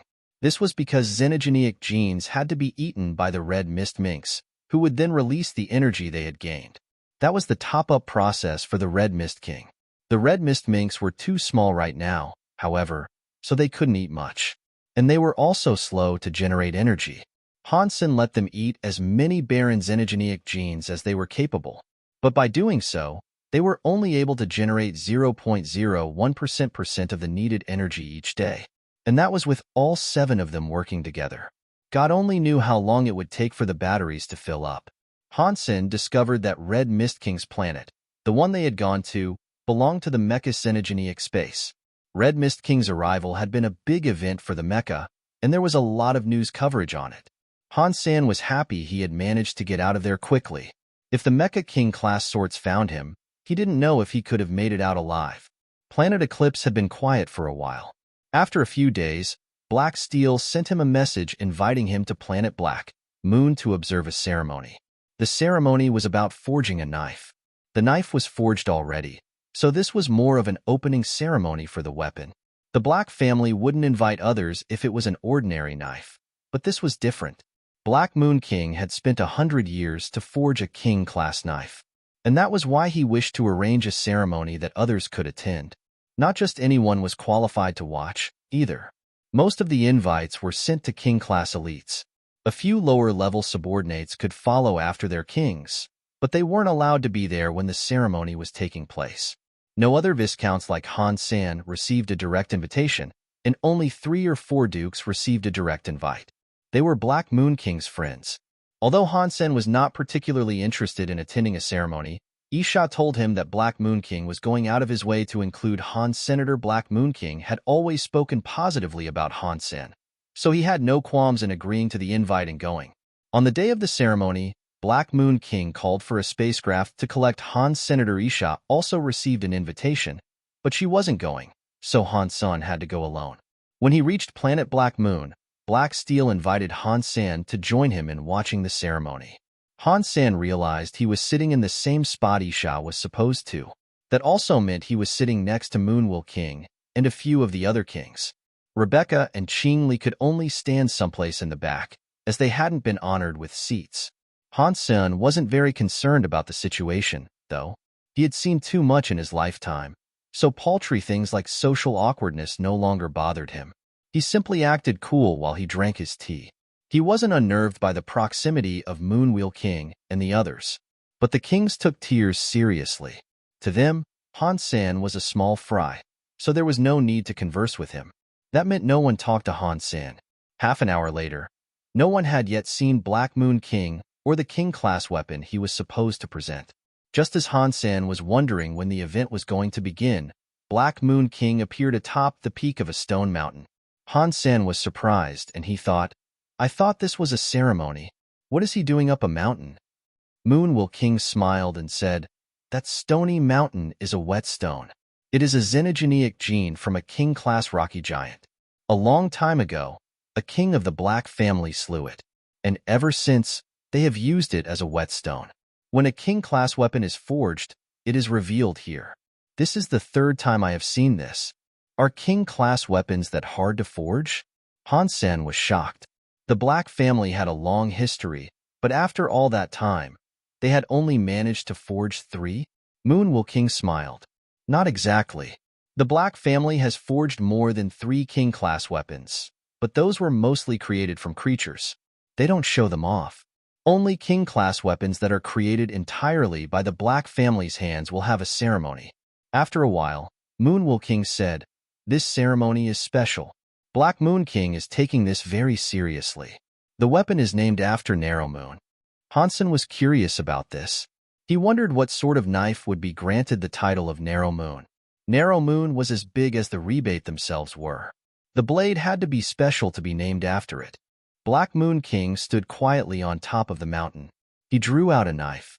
Han Sen thought a king-class knife would radiate, but the knife in his hands did not. This was a knife that was narrow like a crescent moon, but it was black, and it did not reflect a speck of light. It was as dark as the night. Han Sen looked at the knife and figured that it was probably only about 3 feet long. He wondered why it would have to be ground and sharpened on a mountain-sized whetstone. Black Moon King had not added the finishing touches yet, so he put his hand on the mountain. And then, the yellowish mountain produced waves of water. The waves rose at the bottom of the mountain and surged up towards the top, headed for the peak. They gathered atop the peak and atop a rock there. That rock had a deep groove, and when the water waves reached it, they poured down into it. Black Moon King stood in front of the watery stone. He held 2 knives and looked very serious. It looked as if he wasn't holding 2 knives, but instead 2 sacrifices. The black blade was planted on the rock by Black Moon King. The knife was 15 degrees away from the rock, and at that angle, he began to grind it. When Han Sen was in the alliance, he became interested in blacksmithing. He wasn't, however, interested in forging knives. Z-Steel products had to be refined to make them sharp, although Beast Soul weapons needed nothing of the sort. But creating a knife and refining it in the Geno universe was different. A weapon that had been created from xenogeneic materials could fix itself. That was, assuming it hadn't been too badly damaged. But overall, there was no need for maintenance and refinement. They looked after themselves. This was the first time Han Sen had seen a xenogeneic weapon being created. While he wondered what the point of the refinement was, a light sparked between the knife and the whetstone. That light was as warm as the sunrise. When you looked closely, the black blade had teeth marks on it. Black Moon King continued refining the knife, his movements slow and methodical. The grinding was like the moaning of a newborn baby. Han Sen was shocked. This was obviously not as simple as refining a Z-Steel blade, so Han Sen was glad he had come to watch the event. Everyone watched intently as Black Moon King continued grinding the knife. No one spoke, as they were worried they might interrupt his focus. On its 3rd pass over the whetstone, the black knife began to glow with a strange light. It looked like a jagged moon rising. The warm and clear light was coming down, and it gave the onlookers a chill.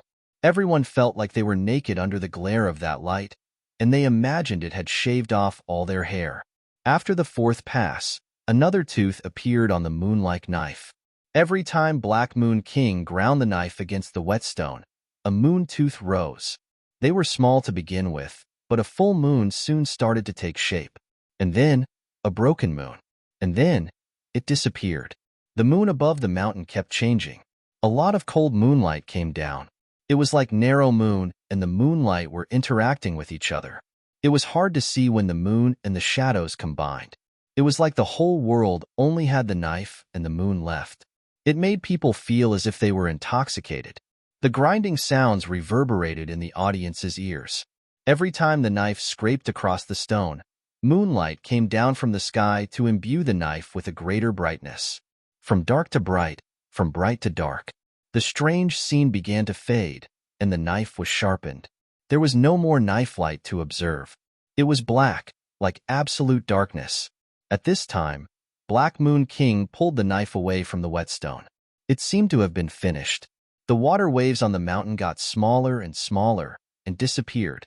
The mountain returned to its yellow color.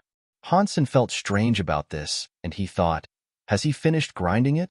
As Han Sen was thinking about this, Black Moon King began walking down the mountain with the knife. He walked in front of the pavilions that Han Sen was watching from. Han Sen could feel nervousness rising from the kings around him. Maybe there was some excitement. Either way, it all seemed so strange. Moon Wheel, can you open the spirit of this knife? Black Moon King held the knife in both hands as he bowed sincerely before Moon Wheel King. Moon Wheel King stood up and said, if I can open the spirit of this knife, I would consider it an absolute honor. After that, Moon Wheel King exited the pavilion and walked with Black Moon King. He accepted the knife from him carefully. Rebecca and Dulisha watched their father go to open the spirit of the narrow moon blade. They looked excited, as the other kings looked disappointed. Black Moon King handed the knife to Moon Wheel King. With great seriousness, he said, please use your moon will powers to open this. Everyone was in shock, and Han Sen had no idea what was going on, so he just watched intently. Moon Wheel King nodded and took the blade in his hands. His body began to glow with moonlight. Black Moon King fell back to the pavilion. Han Sen looked at Moon Wheel King. He had heard Moon Wheel King was as strong as Isha, but Han Sen didn't really know much about him. And when Han Sen spoke with him, he didn't seem remarkable at all. He was like your average, middle-aged man. But he was now holding that prestigious knife, tasked with unearthing the knife's power. He was basking in the elegance of radiant moonlight. He was like an angel that had just come from the sky, and not a single speck of dust could ever fathom touching him. The moonlight floated into the black weapon. Its body soon lit up. It was not quite shining, as it was just moonlight. There was no sign of fire, but it felt gentle. It was quiet and warm. Bzzd. Everyone's knife began to buzz. They all wanted to hop out of their scabbards. Han Sen looked at Ghost Teeth knife. It did not make any noise, but it looked hostile. It didn't seem to be fond of its same kind. The moonlight started to get colder and colder, and all the knives in Narrow Moon were crying. It was as if they were really welcoming the birth of a new king. But Han Sen's biggest point of interest did not rest with the king-class weapon. It was all about the power Moon Wheel King had inserted into it. Moon Wheel King's power was pure, unlike Isha's. Moon Wheel King's power was soft. It did not feel intimidating, and it would be easy to ignore. Han Sen didn't dare underestimate that power, though. In fact, he felt more alert than usual. But the reason Han Sen focused on Moon Wheel's power was not because he was strong. It was because the power reminded him of Moon, the Geno art Isha had given him. Moon was a softer Geno art. To create light, you could not use pure power. When Isha gave Moon to Han Sen, she hadn't shown him how to perform it. Han Sen believed this was because she herself was not well versed with Moon, and even if she knew how to perform it, she couldn't do it spectacularly well. That was because Isha's power was too brutal. It lacked a softer finesse that was required. A Geno art like Moon needed a gentler touch, and therefore, Isha could not learn it. Han Sen had wondered why she wanted him to learn it. He hadn't shown her his gentle power, and Isha didn't excel at it herself. But even so, she had given him Moon to learn. After much deliberation, Han Sen was able to understand the reason. Isha was still suspicious of him. It hadn't gone away after Han Sen displayed his talents in the battle for Red Mist Valley. Moon might very well be another test for him. Han Sen tried to think of things through her perspective, and by doing so, it was not too difficult to understand. If he performed very well with Teeth Knife, but not well enough on another brand new Geno art, there was plenty of space for suspicion. Of course, Han Sen could not confirm this was truly Isha's line of thought. But even so, He kept on practicing with Moon to avoid being exposed. Now, seeing Moon Will King's power allowed Han Sen to understand a lot more about gentle powers. He could not directly feel the power that Moon Will King was using, however. If he had, he'd have been able to learn a whole lot more. Boom! As Han Sen mulled over all this, he suddenly saw a moon appear in the sky. The moonlight gathered across the weapon Moon Will King was holding. Moon Will King slashed up towards the sky. The curve looked like that of an actual moon, slicing through the air. And the moon appeared up there in the sky, unmoving. Everyone's knives jumped out of their sheaths, no longer able to control themselves. This surely gets things done. Moon Will King put away his light and passed the narrow moon knife back to Black Moon King. Black Moon King looked happy. He accepted the knife and said, "Thank you for your help. Without the assistance of your moon wheel power in unlocking the blade's spirit, it would not be perfect." Han Sen was looking at the knife light that was hanging in the sky like a moon. Instead of fading away in time, it just remained where it was, hovering like a genuine moon. That is powerful. The knife light has yet to fade away. If Moon Will King does not forcibly remove it, I am unsure as to how long it will last. Would it stay there forever? Han Sen thought to himself. A gentle power such as that surprised him. Teeth knife powers could break stuff, but that was an example of raw strength. It consumed its opponents through sheer force. Moon Will King's knife light wasn't like that, though. The power gathered up, and it wouldn't be affected by external forces. It didn't fade away, and that was scary to comprehend. In a fight, if a strike did not hit its target, the power would extinguish. But Moon Will King's knife light did not go away at all. It remained where it was, like a time bomb. If Moon Will King could still control it, that would be even scarier. This was similar to Han Sen saving money, but without the time limitation. Regardless, Han Sen thought it was quite meaningful. He wanted to take the time to research Moon Will King's knife light some more. But alas, he could not do that. The knife light was still in the sky, yes, but he did not have an aircraft to get close to it. He still watched and stared at the knife light. And as he did, Black Moon King handed the knife to Flower King so the kings could each inspect it. Han Sen was so happy about this. If he could see it up close, he could research it. And if he did that, he might be able to learn a thing or two. Narrow Moon Knife had a soft moon power in it. That was likely because it had been finished through moon wheel powers. The end result was that the power the blade wielded would likely be similar to that which Moon Will King possessed. He couldn't research Moon Will King himself, but he might be able to research Narrow Moon Knife. I don't know if they will let me see Narrow Moon Knife, Han Sen thought to himself. Now, only a few kings were looking at it. The lower-tier folk were unable to get more than a glimpse. They most certainly weren't allowed to hold it like the kings were. There were a lot of kings there, too. And if Han Sen didn't get the opportunity to hold it for a brief time, he'd be unable to use his Dongxian aura to quickly scan it. He'd end up walking away without learning anything. Ordinarily, Han Sen would not have been allowed to hold it. He was so very young, and he was not qualified.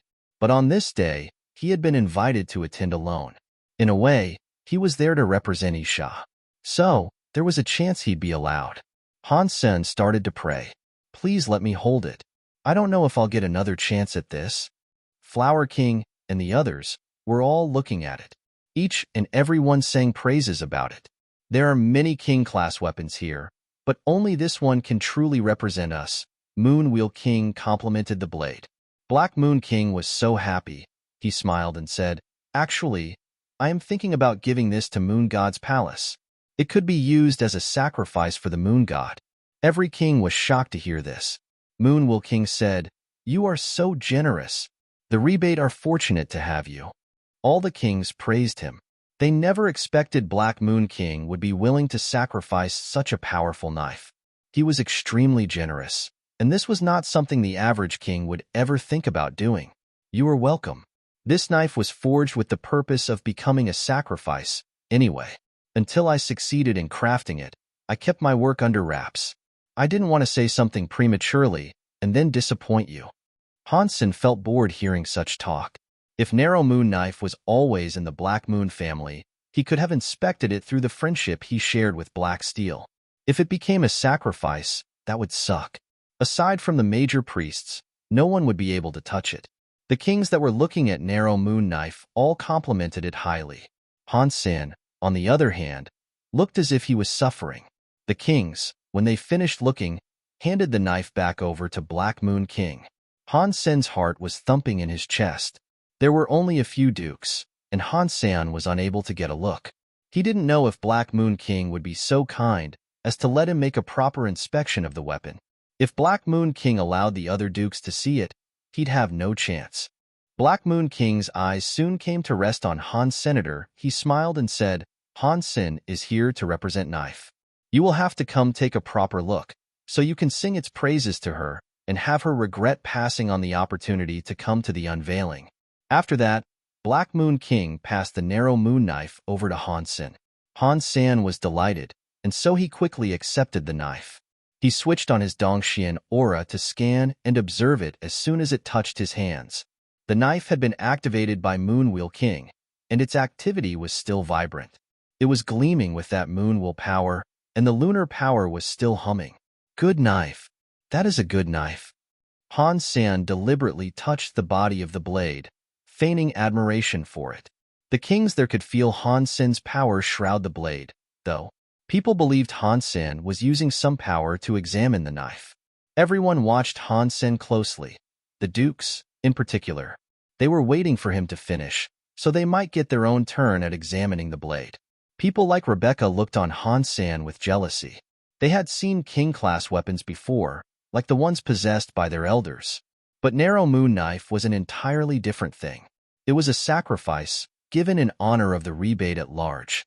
Aside from the most important priests, no one would be able to see it after it was given as a sacrifice. Holding it would be even more unlikely. Everyone was looking at Senator Han Sen was holding it very carefully, and he kept saying over and over, "Good knife. Such a good knife." Han Sen kept saying those few phrases repeatedly. While he might have liked to say something more, he could not muster the words to speak. And at any other time, he would have spoken fairer praises about the blade. But right now, he was focused on the knife itself. The fanciness of his compliments took a back seat to his keen examination of the knife. Many people were watching him, though. It'd be pretty bad if he was just to stand there without speaking. So, Han Sen kept standing where he was, looking at the knife. He continued to repeat how good the knife was. His repetition of the phrases was into the dozens. The kings believed he wasn't an educated person, and so his lexicon was limited. He had been there for 10 minutes, saying such basic things over and over. After all, it made them feel rather disheartened. All in all, the other kings had only spent a minute each, observing the blade before handing it back over to Black Moon King. None of them had taken longer than a minute. Han Sen had spoken 2 sentences and stared at the blade for 10 minutes by now. The kings were not reacting well to the time that Han Sen was taking. Fortunately, Rebecca and the others were educated in decorum. No one was willing to speak out during circumstances like that. Ordinary nobles of elsewhere would be yelling at Han Sen by now. Han Sen did not care what the others were thinking right now, though. So, he kept saying, "Good knife. That is a good knife," for another few minutes. The dukes did look as if they were ready to murder someone, but their grimaces went uncared for by Han Senator. He kept looking at the blade, repeating his compliments. Half an hour went by. The faces of the kings had become livid. Black Moon King eventually said, "Han Sen, why don't you take a break? Black Steel has something he wishes to speak with you about." Han Sen knew he could not delay things any longer. So, he acquiesced and gave the knife back to Black Moon King. He didn't want to let go of it, though. Black Moon King had to pull it out of Han Sen's tight grip. Sitting on his chair, Han Sen looked depressed. He was reviewing all that he had learned from the knife. The knife had Moon Wheel King's power and moon power in it. After using the Dongxian Sutra, he had been able to learn a lot. It is no wonder Black Moon King allowed Moon Wheel King to be the one that opened the knife. Moon Wheel King's power is like that of a gentle moon. He was most suitable for its use, Han Sen thought. Han Sen had heard Moon Wheel King's story. Moon Wheel King was one of the rebate that was half deified, and he had not hailed from Moon Garden. The story went that Moon Wheel King was not talented in his younger years, and that he came from a commoner family. When he generated a Geno armor, he wasn't even able to evolve a second time. But then, He came into possession of a treasure that accelerated his second evolution and also turned him into a xenogeneic. Moonwheel King was a xenogeneic and not a noble. That was a rare status amongst the rebate. Because Moonwheel King did not have much talent, the first geno art he practiced with was Moonlight. It was one of the most common geno arts the rebate could learn. But Moonwheel King used Moonlight with a fusion of his own power, and he had become a king over time. Now, he was a half-deified legend. To the entire rebate society, Moonwheel King was a mythical figure. He was practically an idol for everyone. He was different from someone like Isha, who was born with talent. The nobles admired Moonwheel King more. They wished for themselves to be like Moonwheel King, and because of this, his reputation was favored over Isha's. Moonlight had not changed over time, and he had used that geno art to reach the status of being half-deified. Even Han Sen thought Moonwheel King was nothing short of awesome. Moonlight should have stopped getting any better when he reached Earl class, but after Moonwheel King modified it, he had managed to create a higher tier for it. The rebate showed him great respect, and so in honor of his abilities and reputation, the rebate granted the higher tiers of Moonlight the title of Moonwheel. Moonlight was still kept as the name for the common version. Basically, Moonwheel was the use of a moon's power. Moonwheel King's gentleness made people always wonder how he did what he did. Fortunately, Han Sen had Dongxian aura to see Moonwheel and the knife's moon power. It greatly enthralled him. Most people, when pushed far enough, would concede. But Moonwheel King's mind, while it was gentle, it was not soft. It was pure, but it wasn't dumb. He was like a cloud going by without leaving a trace. Very few could do what he could. Everyone wanted a smooth life like Isha's, but normal people would find themselves rolling around in the mud. But very few could emerge from the pit with a pure heart intact. Moonwheel King had done this, though. His life's journey had led him through many different environments. His life could have forced him to compromise. His heart, however, was like the moon itself. It would never change.